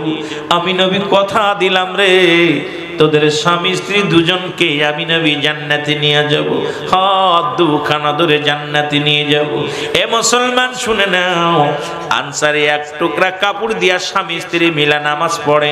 আমার বিশ্বাস চট্টগ্রামের জমিনে এমন গরিব নাই যে ভিক্ষা করে, ঘরের মধ্যে খাবার নাই, তারও 10-12 খান পোশাক আছে রে মুসলমান। যে ভিক্ষা করে গ্রামে গ্রামে হাত পেতে খায়, তারও 4-5টা কাপড় আছে রে মুসলমান। তাহলে নামাজের দোহায় নামাজ না পড়ে দোহায় দেওয়ার মতো কোনো ব্যবস্থা নাই। মুসলমান শুনে নাও, শুনে নাও, কারণ নামাজ না পড়লে কোনো ছাড় পাওয়ার সম্ভব নয়, কারণ নামাজের গুরুত্ব আমার নবীজি দিয়েছেন, সাহাবীরা দিয়েছেন। এই জন্য মুসলমান শুনে নাও, এই নামাজের গুরুত্ব যে বুঝবে, নামাজের ফজিলাত যে ব্যক্তি বুঝবে, সে কোনোদিন নামাজ ছাড়তে পারে না। তবে নামাজের ভিতর মজা পাইতে হবে। এই নামাজের ভিতরে মজা পাইতে হলে লা কখনো ইল্লা ব্যতীত, হুজুর মানে হাজরে নাজরে, কল মানে আত্মা, সালাত মানে নামাজ।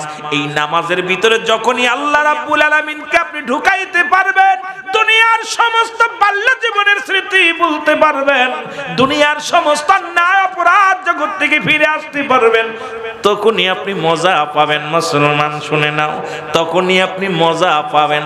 তখন আর মশায় কামড়ে দিলে মশা মারা লাগবে না, তখন আপনার ওই মাথায় ব্যথা থাকলে এটা অনুভব করা যাবে না।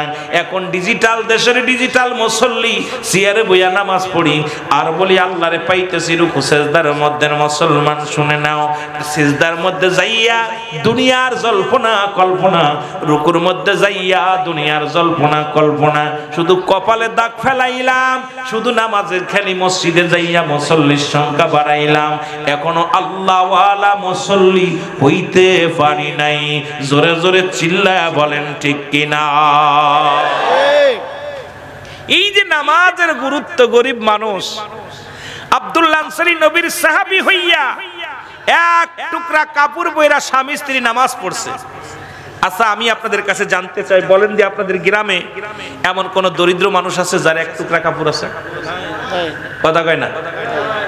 এই পিছনের ভাইয়ের আছে? সবারই দুই চারটা আছে। যদিও দুইটা না থাকে, একটা দুইটা তিনটা, মানে একের অধিক আছে। ভালো পোশাকটা গুছায় রাখছে, জামাই বাড়ি যাবে, মেহমান বাড়ি যাবে, কিন্তু আমার আল্লাহ রব্বুল আলামিনের যে বিধানগুলো আমার রাসূলের কাছে প্রকাশ করেছে, সেই বিধানগুলো পালন করার জন্য রাসূলুল্লাহ তার সাহাবীদেরকে হুকুম দিয়েছে, আদেশ দিয়েছে, সাহাবীরা এইভাবেই পালন করেছে। সুবহানাল্লাহ বলেন না? আরো জোরে বলেন না? আর নামাজের গুরুত্ব যে নবী কত দিছে তার একটা উদাহরণ, নবীজি সর্বশেষ রাসূলুল্লাহ অসুস্থ হয়ে গেলেন। সুবহানাল্লাহ বলেন না? অসুস্থ হয়ে গেলেন রাসূলুল্লাহ, সেই সোমবারের দিন অসুস্থ হইলেন। পুরো একটা সপ্তাহ রাসূল খুবই অসুস্থ, মাঝে মাঝে সুস্থ হয়, মাঝে মাঝে হুঁশ ফিরে পায়, আবার মাঝে মাঝে অসুস্থ হয়ে যায়। রাসূলুল্লাহ সলাত বারবার বলতে লাগলেন। আম্মাজান আয়েশা সিদ্দিকা রাসূলুল্লাহকে মাথার মধ্যে হাত বোলাই দিতে লাগলেন। আম্মাজানের আয়েশার ঘরে নবীজি বিশ্রাম নিলেন। হঠাৎ করে মাথা উঠায় বলে, আয়েশা রে, নামাজ নামাজ নামাজ। সুবহানাল্লাহ বলেন না? সালাত সালাত। এই কথা হয় কেন? ভাল লাগে না? ভাল লাগে বয়া থাক, খেয়াল কর, বালা কথা হন। নামাজের কথা রাসূলুল্লাহ বললেন, জামাতের কথা বললেন। নামাজ তো বললেনই, জামাতের কথা বললেন। আম্মা জান আয়েশা দেখে স্বামী একবার অসুস্থ, আবার সুস্থ হয়। নবীজি বললেন, আয়েশা রে, আজকের নামাজের ইমামতি করবে আমার প্রিয় সাহাবী হযরত আবু বকর সিদ্দিক রাদিয়াল্লাহু তাআলা আনহু। জোরে বলেন না সুবহানাল্লাহ? এই কারণ আমার রাসূলুল্লাহ থেকে 6 মাসের বড় ছিল সিদ্দিক আকবর। কয় মাসের বড়? 6 মাসের বড়। আম্মা জান আয়েশা বড় পেরেশানিত হয়ে গেলেন। একে তো হলো স্বামী, যেহেতু ইমাম পরিবর্তন হচ্ছে, আমার মন বলতেছে আমার রাসূল আর দুনিয়ার মধ্যে থাকবে না। যেহেতু রাসূল দুনিয়ার মধ্যে জীবিত থাকতে ইমাম পরিবর্তন করতেছে, যেমন আমি আসছি, আমার ভাই সরে গেছে আমাকে ওয়াজ করার টাইম দিয়ে, ঠিক এই রকম যেহেতু পরিবর্তন, যে আমি যেই আসছি আমার ভাই বুঝতে পারছে আমার এই পর্যন্তই শেষ, এরপরে আমার পরের বক্তা আসতে হবে, তাকে বসতে দিতে হবে। রাসূল পাক সাল্লাল্লাহু আলাইহি সাল্লাম আম্মা জান আয়েশাকে বললেন, আয়েশা, আজকের এরপরে তোমার আব্বাজানকে ইমামতি করতে বলো। নামাজের টাইম, ইমামতি করতে কেউ সাহস পায় না। আসরের সময় আসরের নামাজ হবে, ইমামতি করবে কে? রাসূল অসুস্থ হয়ে গেলেন। আহা, নামাজের গুরুত্ব দেখেন আমার নবীর কাছে কেমন ছিল। আর আমাদের কাছে এখন ওই শ্বশুর বাড়ি গেলে একটু নামাজ পড়ি। এখন মুসল্লি হলো অধিকাংশ বাজারে গেলে আসরের সময় দেখা যায়, আসরের সময় বাজারের মসজিদ ভরে যায়, ঠিক কিনা ভাই? জুম্মার দিন, আগামী দিন জুম্মার দিন আছে, দেখবেন এই জুম্মার দিনে কিছু মুসল্লি বাড়ে, কিন্তু অবস্থাটা কি? আমাদের অবস্থা খুব কাহিল। এরপরে রাসূল পাক সাল্লাল্লাহু আলাইহি সাল্লাম বলার পর আবার অসুস্থ হয়ে গেলেন। রাসূল এদিকে আম্মা জানকে বলে রাখছে নামাজের ইমামতি অমুক করবে। সাহাবীরা এসে কাতারে বসে আছে, কেউ সাহস পাচ্ছে না সামনে যেতে। এই জায়গায় যে নামাজটা পড়াবে কে? কারণ এই মসজিদে আমার রাসূল পাক সাল্লাল্লাহু আলাইহি সাল্লাম ইমামতি করেছে। এই জায়গা দাঁড়ানোর মতো হেরাম তো কারণ নাই, বল পাচ্ছে না বুকে, কে দাঁড়াবে? আমার রাসূলুল্লাহ তো যেখানে দাঁড়িয়েছে। আম্মা জান ডাক দে, আব্বা জান। যখন আবু বকর সিদ্দিক রাদিয়াল্লাহু তাআলা আনহু যখন আসলেন, বললেন, আমার স্বামী আপনার জামাই বলেছে আপনি যেন ইমামতি করেন। কিন্তু হযরত আবু বকর সিদ্দিক উনি দাঁড়ায় মসজিদে যায় নীরবতা পালন করতেছে, চিন্তা করে দাঁড়াইবো কি দাঁড়াবো না। মেয়ে তো বলল, যেহেতু রাসূলের বিবি বলেছে, আম্মা জান বলেছে, এদিকে নিজের কন্যা, আবার এদিকে রাসূলের বিবি, কত মর্যাদা। আহা, রাসূলের শ্বশুর হলো হযরত আবু বকর সিদ্দিক রাদিয়াল্লাহু তাআলা আনহু। জোরে বলা যাবে না সুবহানাল্লাহ? কেমন একটা এদিক বসে আছে। হঠাৎ সময় যেহেতু চলে যাচ্ছে, হযরত আবু বকর নামাজটা শুরু করেছে। যখন নামাজের শেষ রাকাত যখন আমার রাসূল পাক সাল্লাল্লাহু আলাইহি সাল্লামের হুঁশ পেয়েছে, আম্মা জানকে বলতেছে, আয়েশা, আমার মাথাটা একটু উঁচু করে ধরো। রাসূল পাক সাল্লাল্লাহু আলাইহি সাল্লাম আম্মা জান আয়েশা সিদ্দিকার উরতের পর মাথা রেখে ঘুম পাড়তেছিলেন। আর আম্মা জান আয়েশা সিদ্দিকা কি করলেন, হাতটা দিয়া এরকম মুছে করলেন, কয় জানালার কাপড়টা সরাইয়া দাও। রাসূল পাক সাল্লাল্লাহু আলাইহি সাল্লাম হুকুম দিলেন, আম্মা জান আয়েশা সিদ্দিকা উনি কাপড়টা সরাইয়া দিলেন। রাসূল পাক সাল্লাল্লাহু আলাইহি সাল্লাম মসজিদের দিক তাকাইলেন, সুবহানাল্লাহ বলেন না। তার দৃষ্টি হলো মসজিদের দিকে, মসজিদে এইভাবে তাকাইলেন, তাকায় দেখে আবু বকর নামাজ পড়ে। নবীজি একদম অজার ঝরে হাউ হাউ করে, ছোট মানুষ যেমন কান্না করে ঠিক হুজুরে পাক সাল্লাল্লাহু আলাইহি সাল্লাম এইভাবে কান্না জুড়ে দিলেন। নবীজির চোখ দিয়ে দরদর করে পানি চলে আসলেন। আল্লাহু আকবার বলেন না। রাসূলুল্লাহর চোখে পানি। আম্মা জান আয়েশা সিদ্দিকা চিন্তা করেন, আমার স্বামী কষ্ট পেয়েছে, কারণ জীবিত থাকতে ইমাম পরিবর্তন হয়েছে, না জানি আমার স্বামী মনের ভিতরে কষ্ট পেয়েছে। একে তো আব্বা জান ইমামতি করে, দুই হলো আমার আব্বা জান, এক হলো আমার আব্বা জান, দুই হলো স্বামী দুনিয়ার মধ্যে জীবিত আছে। এখন আমি কি বলবো? আমার নবী কয় স্বামীরে, আমার নবী ডাক দে বলে আয়েশা রে আমাকে বসাও। নবীজি বসলেন। নবীজি বললেন আয়েশা রে আমাকে বসান। বসার পরে বসতে দিলেন, বসলেন। নবীজি বসে চোখ দিয়া দর করে পানি ঝরে। আম্মা জান আয়েশা সিদ্দিকা বলে ইয়া রাসূলুল্লাহ, ইয়া হাবিবাল্লাহ, বেয়াদবি মাফ করবেন, আপনার চোখে কেন পানি? আমার আব্বাজান বুঝি ইমামতি করেছেন, আপনি কষ্ট পেয়েছেন। আমার নবী কায়সারে না না না, জেনে রাখো আয়েশা, এই নামাজের জন্য আমি কত মার খাইলাম। এই নামাজে যখন দাঁড়াইতাম কাফের বেঈমানেরা কত নারী উটের নারী বুড়ি গুলো এনে আমার পিঠের উপরে রাখতো। আমি নবী সালাতের জন্য কত কষ্ট করেছি, আমি নবী নামাজের জন্য কতই না কষ্ট করেছি, জামাতের জন্য কত মেহনত করেছি। আজকে আমি মরার আগে, আমি দুনিয়া থেকে বিদায়ের আগে আমি নবী দু চোখ ভরে শরীয়তের চোখ দিয়া দেখে গেলাম আমার সাহাবীরা, আমার উম্মতিরা কাতারে দাঁড়ায়া দাঁড়ায়া জামাতের সঙ্গে নামাজ আদায় করে। জোরে বলা যাবে না সুবহানাল্লাহ? এটা আমার আনন্দের কান্না, দুঃখের কান্না নয়, এটা আমার কষ্টের কান্না নয়, এটা আমার আনন্দের কান্না। তুমি কি আমার অশ্রু দেখো না, আমার চোখের পানি দেখো না? এই পানি কোনো কষ্টের পানি নয়, এই পানিটা হলো আমার আনন্দের পানি। আয়েশা রে আমি আজকে অনেক খুশি হয়েছি, আমি অনেক হ্যাপি হয়েছি, কারণ আমি নবী শেষ বেলায় দেখলাম আমার সাহাবীরা, আমার উম্মতিরা জামাতের সঙ্গে দাঁড়াইয়া দাঁড়াইয়া নামাজ আদায় করে। ইয়া দ্বারা কি প্রমাণ হয় না নামাজের গুরুত্ব? একমাত্র কাফের এবং মুসলমানদের মধ্যে পার্থক্য হলো নামাজ। মুসলমানের নামাজ ছাড়ে না, কাফের নামাজ ছেড়ে দেয়। এখন যদি আমরা অধিকাংশ মুসলমানের ছেলে হয়ে নামাজে যাই না, কেউ আছি সাপ্তাহিক মুসল্লি, কেউ আছি বছরে 2 ওয়াক্ত মুসল্লি।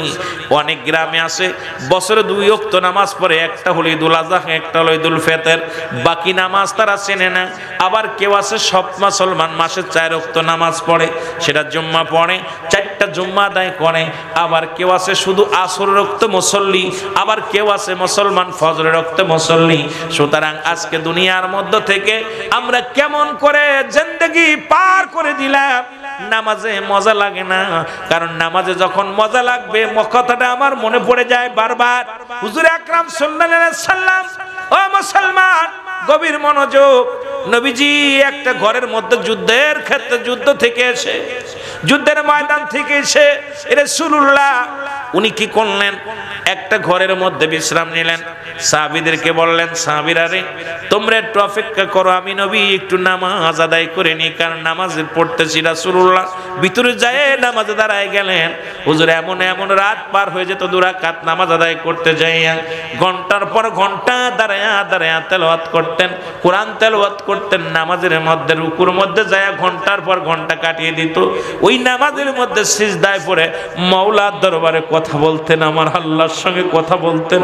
ও মুসল্লি, ও মুসলমান শুনে নাও, শুনে নাও, এখন শুধু রুকু শুধু করো, সিজদা করো। এই রুকু সিজদা পৃথিবীর সবচাইতে বড় চোর হলো নামাজে যিনি চুরি করে। এখন নামাজের মধ্যে রুকুর মধ্যে চুরি করো, সিজদার মধ্যে চুরি করো, সূরা কিরাতের মধ্যে চুরি করো। তোমরা দুনিয়ার সবচেয়ে বড় বাটপার, বড় চোর হলো নামাজি চোর। জোরে জোরে চিল্লায় বলা যাবে না, ঠিক কি না? আমার ভাইয়েরা, আমার বন্ধুরা, আমার যে কথা বলতেছিলাম, শত্রুপক্ষ এই পথ দিয়ে যাইতেছিল, নবীর সাহাবীরা নামাজের মধ্যে দাঁড়ায় গেছে। 4 সাহাবী নামাজি, মুসলমান নবীজির ঘর পাহারা দেয়। এক সাহাবী বিশ্রাম নেয়, আর এক সাহাবী নামাজের মধ্যে থাকে, চিন্তা করে শুধু শুধু রাতটা কাটাবো তার দরকার নাই, নামাজের মধ্যে কাটায় দিব, নামাজ পড়বো। নবী সাহাবী কি করলেন, নামাজে যাইয়া রুকুর মধ্যে যখন গেলেন, মুসলমান শুনে নাও, নামাজের মধ্যে কাফেররা মনে করছে এটা নিশ্চিত কোনো বট গাছ বা কোনো গাছ, মানুষ মনে করে নাই। দূর থেকে তীর মারছে আর উরতের এপার ওপার হয়ে গেছে, তীরটা ঢুকে গেছে। সাহাবী সঙ্গে সঙ্গে নামাজ ছেড়ে দিছে, চিন্তা করছে যদি নামাজের ভিতরে আর একটা তীর এসে বুকের মধ্যে লাগে, না জানি আমি মারা যাই। আর আমি যদি মারা যাই, ঘরের ভিতরে রাসূলুল্লাহ আছে, রাসূলের উপর আক্রমণ করবে কাফের বেঈমানেরা, আমার নবী আমার কারণে যদি নবী কষ্ট পায়, কিয়ামতের ময়দানে জবাব দিতে পারবো না। এই কথা ভাবি মনে ভাবিয়া সঙ্গে সঙ্গে নামাজ ছেড়ে দিছে। আর রাত মজা শেষ হয়ে গেল, এই পুরুতের মধ্যে তীর নিয়া, আর যখন মানুষ টড়া দিছে কাফের বেঈমানরা পালা গেছে। সকালবেলা ফজরের নামাজে রাগ দিয়া যখন রাসূলুল্লাহ সাহাবীদেরকে বললেন তোমরা ওযু করো, নামাজের জন্য তৈরি হও, সাহাবী চোখের পানি ছেড়ে রাসূলুল্লাহর সামনে দাঁড়ায় গেলেন। আমার নবী কয় কি হয়েছে? বলে ইয়া রাসূলুল্লাহ, ইয়া হাবিবাল্লাহ, তীর লাগছে। বলে কেমনে লাগলো?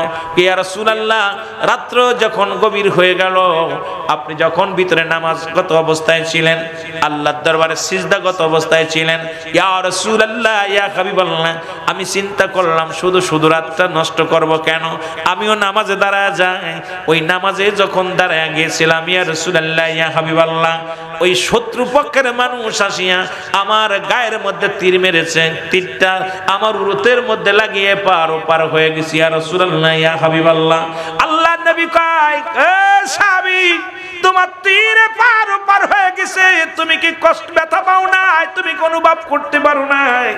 সাহাবী বলে ইয়া রাসূলুল্লাহ, ইয়া হাবিবাল্লাহ, আল্লাহর কসম করে বলি নামাজের ভিতরে এত মজা পাচ্ছিলাম, নামাজের ভিতরে এত মজা পাচ্ছিলাম, এত ভালো লাগতেছিল, যদি তীর তো উরুতের মধ্যে নয়, আমার বুকের মধ্যে তীর যায় যদি পার ওপার হয়ে যেত, আমি টের পেতাম না।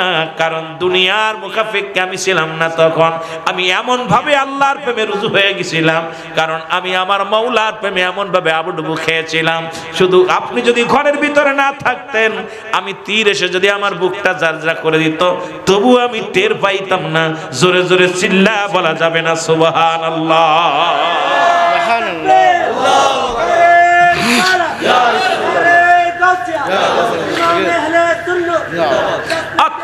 আশ্চর্যজনক ব্যাপার, সাহাবী তীর লেগে ওপার ওপার হয়ে গেছে, পার তো পার ঢুকে গেছে, শব্দ করে নাই। নামাজের ভিতরে আমাদের ইমাম সাহেব আলহামদুলিল্লাহি রাব্বিল আলামিন আররাহমানির রহিম মালিকি ইয়াউমিদ্দিন ইয়াকা না'বুদু ওয়া ইয়াকা নাস্তাঈন ইহদিনাস সিরাত, খালি খাজি জোরে বলেন ঠিক কিনা? কথা কই না কেন? সূরা ফাতিহা পড়তে যে 30 বার হাত খাজে, পা খাজে, আর গলা হাত পা খাজে। নামাজ কি এত সহজ? এত সহজ? সালাত এত সহজ নয়। চেয়ারের মধ্যে বয়ার ফাজলাই মারো। এই জন্য নামাজ পড়ে, নামাজ যে কাছে ফল ধরে নিয়ে চলে যায়, নামাজ কবুল হয়েছে আপনি যেই অনুভব করতে পারবেন। যে ব্যক্তি যে আপনার নামাজ আল্লাহর দরবারে কবুল হয়ে গেছে, আপনার দ্বারা মিথ্যা বলা সম্ভব নয়, আপনার দ্বারা গীবাত করা সম্ভব নয়, আপনার দ্বারা অন্যায় করা সম্ভব নয়, আপনার দ্বারা নাতিরে বিয়ে করতে চাওয়া সম্ভব নয়, আপনার দ্বারা মানুষকে ফাঁকি দেওয়া সম্ভব নয়, আপনার দ্বারা দুনিয়ার মধ্যে অন্যায় কাজ করা সম্ভব নয়। কারণ আপনি নামাজও পড়তেছেন, অন্যায় করতেছেন, নামাজ পড়তেছেন, ব্যভিচার করতেছেন, নামাজ পড়তেছেন, ওজনে কম দিচ্ছেন, নামাজ পড়তেছেন, মানুষের হাতাল ঠেলতেছেন, নামাজ পড়তেছেন, ব্যবসায় ভাজাল দিচ্ছেন, নামাজ পড়তেছেন, মিথ্যা বলতেছেন। আপনি নিজের প্রমাণ নিজে, আপনার নামাজ হচ্ছে। কথা কয় না কেন? আপনার নামাজ আপনি নিজেই বলতে পারেন আমার নামাজ কবুল হয়েছে, পরের কাছে যাওয়া লাগবে না। আপনার নামাজ যে কবুল হয়েছে, নামাজের গুরুত্ব বুঝতে হবে, নামাজের ফজিলাত বুঝতে হবে। যখন আপনি বুঝবেন, যখন কোনো দোয়ার অনুষ্ঠানে দোয়া করবেন, যখনই আপনার চোখ দিয়ে পানি এসে যাবে, পশমগুলো খারিয়ে যাবে, অন্তর কাঁদবে, চিন্তা করেন আপনার দোয়া কবুল হয়ে গেছে। তদ্রূপ আপনি যখন নামাজে যখন যাচ্ছেন, নামাজের ভিতরে খুশি খুশির সাথে নামাজ আদায় করতে হবে। এখন নামাজে যাইতেছি শুধু ওই মানুষ চিন্তা, মানুষ দেখবে কি বলবে, আর সূরা কিরাত এখন ডিজিটাল নামাজ। আমার মনে হচ্ছে এমন অবস্থা, আগেতে নামাজ পড়তে গেলে এত তো এখন ডিজিটাল হয়ে গেছে, এখন ওই দেখবেন সূরা ফাতিহা সূরা ইখলাস আল্লাহু আকবার, সূরা ইখলাস সূরা ফাতিহা আল্লাহু আকবার। কারণ এখন এই নামাজের নিয়ে কয় নিয়ত নাই, মুসল্লিরা ডিজিটাল করতে করতে এমন একটা পর্যায়ে নিয়ে চলে আসছে আমাদের দেশের অধিকাংশ আলেম ওলামা, এমনি মানুষ নামাজ যায় না, এরপরে সুন্নাতের গুরুত্ব নাই। আমার এলাকায় দেখি ওই জুম্মার দিনে নামাজ পড়া পরই মানুষ মারে দৌড়, যেরকম ঠিক কিনা নামাজ হয় কেন? এই সুন্নাতের গুরুত্বই নাই, অথচ নবীর জন্য পাগল, ফরজের গুরুত্বই নাই, সব পাগল। এগুলো খুব কষ্টকর আমার বাবারা।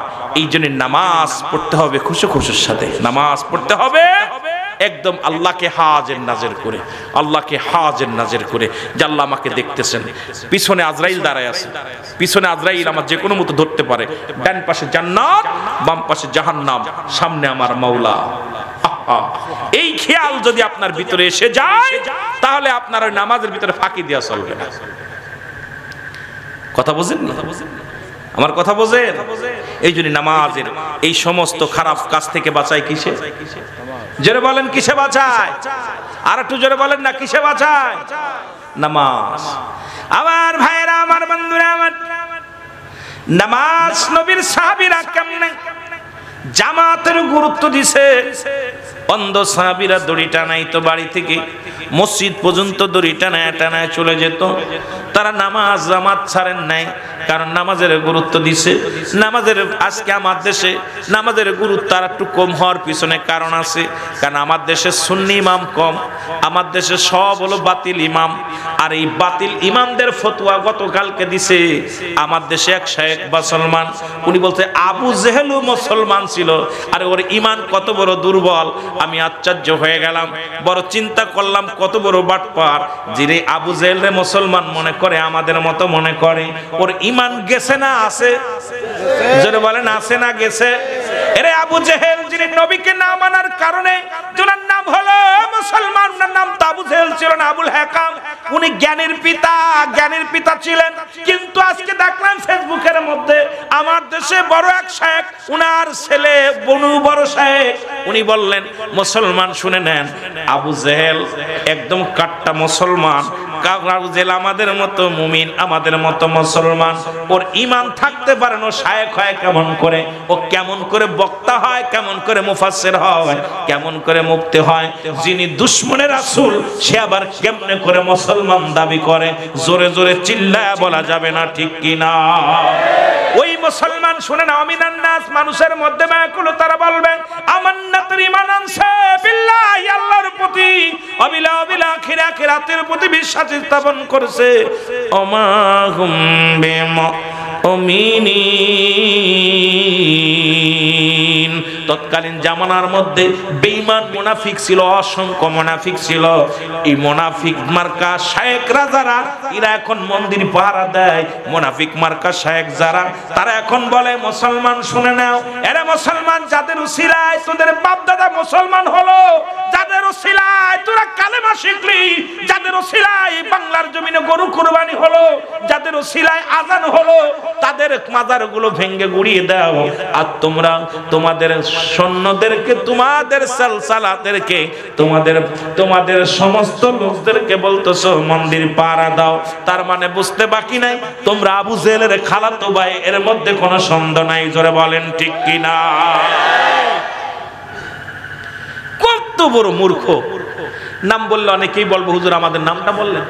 এই যে রাজ্জাক বিন ইউসুফ উনার ছেলে, আজকে দেখলাম ফেসবুকের মধ্যে বলতেছে যে আবু জেহেলকে কোন ব্যক্তি কাফের বললে তার ঈমান থাকবে না, কারণ আবু জেহেলও মুসলমান ছিল। ও ভাই, এ কি শুরু করলো? এ কি শুরু হলো? মন্দির পাহারা দিতেছে, মন্দিরগুলো, মন্দির যা ভাঙ্গার জন্য আমরা মাজার জিয়ারত করি, আমাদেরকে বলে পূজারি। আর যারা পূজা করে তারা কেমনে মুসলমান হয়? আমি কই তারা মূর্তি পূজারি। জোরে বলেন ঠিক কিনা? মূর্তি পূজারি কখনো, আল্লাহ বলেন, আল্লাহ কি বলেন? আল্লাহ বলেন আল্লাহু আহাদ আল্লাহু সামাদ লাম ইয়ালিদ ওয়া লাম ইউলাদ ওয়া লাম ইয়াকুল লাহু কুফুয়ান। আল্লাহ বলে হাবিব আমি এক জানায়া দাও, যারা মূর্তির পূজা করত, যারা চন্ড পূজা করত, যারা মুসলমান শুনে নাও প্রতিমা পূজা করত, যারা গাছ পূজা করত, তাদের কাছে দাওয়াত দেওয়ার জন্য হাবিব বললেন ওদের জানায়া ওরা যেন ছেড়ে দেয়, প্রভু ছেড়ে দেয় বানায়া। কারণ ওদের কাছে আমি আল্লাহ এক, সাহায্য চাও আমার কাছে, আর দ্বিতীয় কেউ আল্লাহ নাই, এটা বোঝানোর জন্য আমার নবীরে বলছে আমার আল্লাহ। আর আজকে যারা মন্দির পাহারা দেয় তারা আল্লাহ থেকে জুদা হয়ে গেছে। আমি আজকে ভালো করে লিখে নেন বলে যায়, যারা মন্দিরের কাছে যে সাহায্য চায় আবার দেখি তারা নামাজ পড়ে ওই জায়গায় রাস্তার পরে নামাজ পড়তেছে, মন্দিরের ভালো ভালো প্রতিমা পিছনে দিয়া সামনে আসরের নামাজ মাগরিবের নামাজ পড়তেছে। তার মানে আর বুঝতে বাকি নাই ওরা এখন ওই 10 হাত প্রতিমার কাছে সাহায্য চাওয়া শুরু করেছে। আল্লাহ সাহায্য বাদ দিয়া দুনিয়ার ক্ষমতা চেয়ার পাওয়ার জন্য এই সমস্ত ভণ্ড শেখ, ভণ্ড প্রতারকেরা, ভণ্ড পীরেরা, আবার ভণ্ড পীরের মুরিদরাও এখন ওই প্রতিমা পূজারীদের দল নিচে জোরে জোরে চিল্লায় বলেন ঠিক কিনা? আপনারা জামিয়ার ছাত্র আছেন, অনেকে শিক্ষকও আছেন। আমরা একটা হাদিস পড়েছি, রাসূল বলছে যদি কোনো অমুসলিম রাস্তা দিয়ে প্রবেশ করে, মুসলিম এবং অমুসলিম, মুসলমান এমন ভাবে চলবে যেন মুসলিম তাকে রাস্তা দিতে বাধ্য হয়। পড়ছেন না? আমরা পরিচার কত বড় খারাপ যাদেরকে পথ ছেড়ে দিয়ে দাঁড়ায় আছে পাহাড় দিছে। রাসূল বলছে তুমি এমন ভাবে চলবা, তুমি এমন একটা স্টাইল নিয়ে চলবা, তোমাকে পথ দিতে বাধ্য হবে, তুমি তাকে পথ দিবা না। কোন মুসলমান কোন অমুসলিমকে পথ দিবে না যাওয়ার জন্য, অমুসলিম তোমাকে বাধ্য হবে রাস্তা দেওয়ার জন্য। আর আমরা যদি তাদের মন্দির পাহারা দেই, ইয়া দ্বারা প্রমাণ হয় আমাদের বাপ দাদারা, ওদের বাপ দাদারা ওই মূর্তি পূজারী ছিল, যারা বলেন ঠিক কিনা? ওরা তো কথা খারাপ বলে নাই। এক শেখ বলছে আমাদের বাপ দাদার আগে মূর্তি পূজারী ছিল, ও তো কথা খারাপ বলে নাই, আসলেই পূজারী ছিল, ওদের জন্ম দিছে। এটা গল্প করবো, মনে মনে কিছু করবেন না, কথা বুঝেননি? যদিও রেকর্ডটা যাচ্ছে, আমি রেকর্ড যারা করতেছেন দয়া করে কেটে দিতে বলবো, যেহেতু এটা গল্প আকারে কথাটা বলতেছি। এটা বলতে গেলে হয়তো অনেক সময় অনেকের গায়ে বেঁধে যেতে পারে। উত্তপ্ত গরমের দিনে আপনার বাউনের ছেলে যাইতেছে, বাউনের বউ আর বাউনের ছেলে যাইতেছে নানা বাড়ি বেড়াইতে। বাউন চেনেন তো? কথা কেন? ব্রাহ্মণ, বাউন ব্রাহ্মণ। এই যাইতে যাইতে যাইতে চট্টগ্রামে মুসলমানের সংখ্যা বেশি, আসা পর এখন বাউনের ছেলের লাগছে, ব্রাহ্মণের ছেলের পিপাসা লাগছে, পানির পিপাসা। বলছে মা, মা গো, কি মা গো পিপাসা লাগছে। আল্লাহু আকবার বলেন না, কি লাগছে? পিপাসা লাগছে। তা বলছে বাবারে, ডান পাশে মুসলমান বাড়ি, বাম পাশে মুসলমান বাড়ি, সামনে মুসলমান বাড়ি, পিছনে মুসলমান বাড়ি, তুই হলি ব্রাহ্মণের ছেলে, তুই যদি মুসলমান বাড়িতে পানি খাস তোর বাবার তো পূজা মানুষ মানবে না, আর এটা নষ্ট হয়ে যাবে, বাবা খাওয়া যাবে। বলছে মা গো, টিউবওয়েল ঠাইসা পানি খাবো, এতে কি হবে? পানি খাবো আমরা, জল খাবো, জল, আমরা তো বলি পানি। তো বলছে বাবা পানি ঠিক আছে, আমি আর হাঁটতে পারতেছি না, মা আমাকে পানি খাওয়াতে হবে। মা বলতেছে বাবা পানি খাবি ঠিক আছে, তবে ওদের কোনো গ্লাস ক্লাস খাবি না, টিউবওয়েল সাইফা ওই হাতের পর যেটুকু পরে খাবি, খবরদার গ্লাস ক্লাস খাবি না। বা তুই যেহেতু ব্রাহ্মণের ছেলে, মুসলমানের হাতের কিছু খাওয়া যাবে না। ঠিক আছে মা। ওই বাড়িতে যায় দেখে গরুর গোস্ত পাকাচ্ছে। কিসের গোস্ত? গরুর গোস্ত। বাংলাদেশে যত আমি আল্লাহ আমারে খাওয়াইছে অনেক প্রকার গোস্ত, যেহেতু আল্লাহ নিয়েছে দেশ বিদেশে, তা অনেক অনেক উঠের গোস্ত, দম্বার গোস্ত, এরপরে হরিণের গোস্ত, অনেক কিছু আল্লাহ এই কপালে জুটাইছে। কিন্তু গরুর গোস্ত যেটা স্বাদ, এইরকম স্বাদ কোনো গোস্তের ভিতর নাই। আপনারা যারা যা খেয়েছেন, এই গরুর গোস্তের ভিতরে একটা নিয়ামত, বাংলাদেশের গোস্তের ভিতরে, বাংলাদেশের জমিনে গরুর গোস্তের উপরে এত স্বাদ সুস্বাদু আর গোস্ত নাই। যেটা বলেন ঠিক কিনা? মসজিদ গোস্ত খাবেন এত স্বাদ পাবেন না, উটের গোস্ত খাবেন ঘেসে ঘেসে, কথা বুঝেননি? আর ওই হরিণের গোস্ত খাবেন মনে হবে যে পোল্ট্রি মুরগি খাচ্ছি, কথা বুঝেননি? ইত্যাদি ইত্যাদি। কিন্তু গরুর গোস্তের স্বাদ। তবে ও চাচি বলে কি রে বাবা আপনারা কি রাঁধতেছেন? কয় গোস্ত পাকাচ্ছি। গোস্ত পাকাচ্ছেন? আমাদের মা তো গোস্ত পাকায়, এত ঘিরান বেরোয়নি, এত সুন্দর ঘিরান। কয় বাবা খাবি নাকি? কইছে যদি একখান দিতেন খেয়ে দেখতাম। কথা বলছেন? যদি একখান দিতেন খেয়ে দেখতাম। তা বলছে ঠিক আছে বাবা, দিছে। একটু গরম গরম গোস্ত এনে উঠে এনে, বাওনের ছেলে চাইছে তাড়াতাড়ি উঠে এনে, বাবা নয় ছোট মানুষ পরানে চাইতে পারে নি, খা। এখন খাইতে যে সময় লাগছে, মা বলতেছে কি রে বাবা এত দেরি হলো কেন তোর? পানি খাইতে গেছি, টিবল চাইপা পানি খেয়ে চলে আসবি, এত সময় লাগলো কেন? বলতেছে মা তুমি আমার গর্ভে ধারেনি মা, তোমার গর্ভে আমি ছিলাম, তোমার কাছে আমি মিথ্যা বলবো না। মাগো ওই বাড়ি গোস্ত, ওই গরুর গোস্ত পাকাচ্ছি, এত ঘিরান, আমি লোভ সামলাতে পারি না, এক পিস খেয়ে আইছি। করছে তুই না ব্রাহ্মণের ছেলে? কয় মাগো ভুল করেছি। কয় বাবারে ভুল তো তুই করিস নাই, ভুল তো আমি করেছি, তোর জন্মই মুসলমানে দিছে। কথা বোঝেন নাই? কথা বোঝেন? কয় বাবারে ভুল তুই করিস নাই, তোর তো গরুর গোস্ত পরানে চাবেই, কারণ তোর জন্মটা মুসলমানে দিছে। তা আমার দেশের ওই দাড়িওয়ালা টুপিওয়ালা পাগড়িওয়ালারা ওরা তো মন্দির পাহারা দেবেই, ওরা তো মুসলমানদের ওই মুসলমানদের মাজার পাহারা দিবে না, ওরা আল্লাহর ওলিদের সঙ্গে দুশমনি করবে। ওদের জন্মটা হয়েছে ওই সমস্ত নাফরমান কাফেরদের দ্বারা। সুতরাং ওরা আল্লাহর ওলিদের মাজার ভাঙবে, আল্লাহর ওলিদের সঙ্গে দুশমনি করবে, আর ওরা মন্দির পাহারা দিবে। জোরে বলেন ঠিক কিনা? নারে তাকবীর, আল্লাহু আকবার, নারে রিসালাত, ইয়া রাসূলুল্লাহ, নারে গাউসিয়া, ইয়া গাউসুল মুস্তাকিম, নারে সুন্নাত ওয়াল জামাত, জিন্দাবাদ। কথা কি বুঝতে পারছেন? জি দোস্তা কথা কয় না কেন? ওদের শায়েকে পুরা তো নাবালক মানুষ, কোরআন হাদিস বোঝে না, শায়েক যা কয় এটাই ওদের কয়। আমাদের আরেকজন পাগলে কইছে আমাদের শায়েকরা হলো আমাদের নবী, আর আমরা হলাম এক একজন সাহাবী। ওদের শায়েক নাকি আইরে কত বড় বাটপার কয় আমাদের শিক্ষকরা হলো এক একজন নবী। হায় হায় কোথায় হাত লাগাইছে? আমি আশ্চর্য হয়ে গেছি এই সমস্ত কথা শুনে। তবুও বলতে হয়, কারণ চট্টগ্রামটা এমনই একটা জমিন, এখান থেকেই রাসূলের সৈনিক বাইর হবে। আমি প্রায় আলোচনায় একটা কথা বলে থাকি, রাসূলুল্লাহ বলেছে আমার একদল আশিক বাইর হবে, তাদের জবানে থাকবে নারায়ে রিসালাত, ইয়া রাসূলুল্লাহ, নারায়ে তাকবীর, আল্লাহু আকবার। এই ধ্বনি দিতে দিতে আমি নবীর রওজা পর্যন্ত আসবে। সুবহানাল্লাহ বলেন। সুবহানাল্লাহ। বাংলাদেশের পরে আর কোন মুসলিম কান্ট্রি নাই, ভালো করে লিখে নেন, বাংলাদেশের পরে আর কোন মুসলিম কান্ট্রি নাই। সেই বাংলাদেশের পূর্বাঞ্চল হলো চট্টগ্রামের মানুষ, সেই বাংলাদেশের পূর্বাঞ্চলের মানুষ চট্টগ্রাম।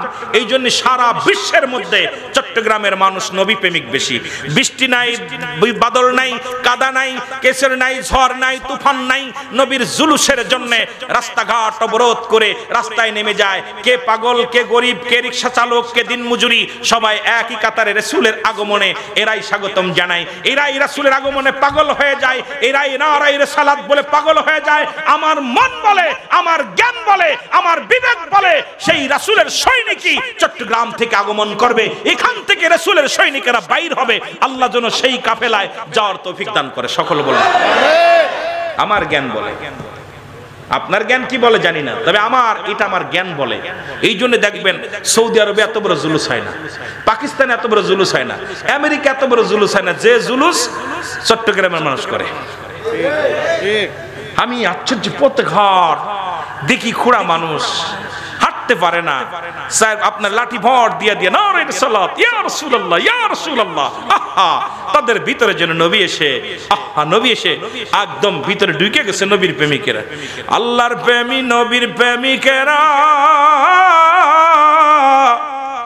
দিশে হারা প্রেম তো মরে না, বলেন প্রেম তো মরে না, আরো জোরে বলেন প্রেম তো মরে না। এর প্রেম করেছেন মুসা নবী,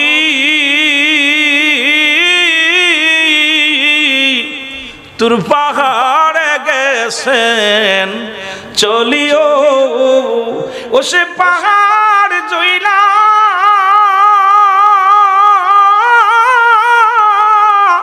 সুরমা হইল মুসা কেন জ্বলে না, প্রেম তো মরে না, বলেন প্রেম তো মরে না। সবাই আওয়াজ দিয়ে বলেন নবীর প্রেমিকেরা, দিশে হারা প্রেম তো মরে না। ওরে প্রেম করেছেন ইউনূস নবী, মাছের পেটে রইলেন তিনিও ওরে 41 দিন মাছের পেটে তবু ইউনুস হজম হইল না প্রেম তো আরো জোরে বলেন প্রেম তো এই চট্টগ্রামের আশেকেরা নবী ছাড়া কিছু চায় না রে এই চট্টগ্রামের আশেকেরা নবী ছাড়া কিছু চায় না রে ও সে নবীর প্রেমে দিল জীবন সে নবীর প্রেমে দিল জীবন তবু নবী বলে নাই প্রেম তো আরো জোরে বলেন প্রেম তো নবীর প্রেমিকেরা দিশে হারা প্রেম তো আরো জোরে বলেন প্রেম তো এবার দেখছেন ব্রাহ্মণবাড়িয়া জশ্নে জুলুসে যায় নারায়ে সালাত দেওয়ার অপরাধে তাকে হত্যা করা হয়েছে আহা কিন্তু হার মানে নাই আজকে অসংখ্য মানুষের সামনে জীবনকে বলছে আমাকে মেরে ফেলো ইয়া রাসূলুল্লাহ বলতে বারণ করো না আমি নবী ছাড়া বাঁচতে পারি না একজন আশেক জীবন দিয়া দিছে আপনারা দেখেছেন আজকে তারা জীবন দিয়েছে ব্রাহ্মণবাড়িয়ার জমিনে তবু নারায়ে রিসালাত জবান থেকে তাদের বন্ধ করতে পারে নাই আমরা চট্টগ্রামের জমিন থেকেও শপথ করতে চাই আমরা নবীকে ভালোবাসি আল্লাহ রাসূলকে ভালোবাসি আমরা ওলি আল্লাহদেরকে ভালোবাসি ইসলামকে ভালোবাসি সত্য ইসলামকে ভালোবাসি সুন্নিয়াতকে ভালোবাসি গাউসে পাককে ভালোবাসি গাউসিয়া কমিটিকেও ভালোবাসি আল্লাহ যেন ভালোবাসা কবুল করে জোরে বলেন আমিন আরো জোরে বলেন আমিন আমার ভাইরা এই জন্য ওই গাউসে পাকের 11 নামে 11 কাম 11 নাম 11 নামে 11 কাম গাউসে পাকের 11টা নামের মধ্যে এই গাউসে পাকের যে কত বরকত আছে এই জন্য গাউসে পাকের সৈনিকেরা যে কোনো মুহূর্তে যে কোনো ব্যবস্থা যে কোনো অবস্থায় যে কোনো মুহূর্তে তারা ঝাঁপিয়ে পড়তে পারে নবীর ইশকে অন্তর ভিতর ঢুকায় জোরে বলেন ঠিক কি না একটু মহব্বতের সঙ্গে দুরূদ শরীফ পড়েন আল্লাহুম্মা সাল্লি আলা সাইয়্যিদিনা মাওলানা মুহাম্মদ ওয়া আলা আলি সাইয়্যিদিনা মাওলানা মুহাম্মদ সুতরাং আমি আপনাদেরকে একটা কথা বলি অনেক ওয়াজ ছিল বাবা আমি আসলে নিজে অসুস্থ আমিও চেয়েছিলাম আগে আসতে তবে আপনাদের ভালো চট্টগ্রামের মানুষ যত রাত হয় তত তারা আসে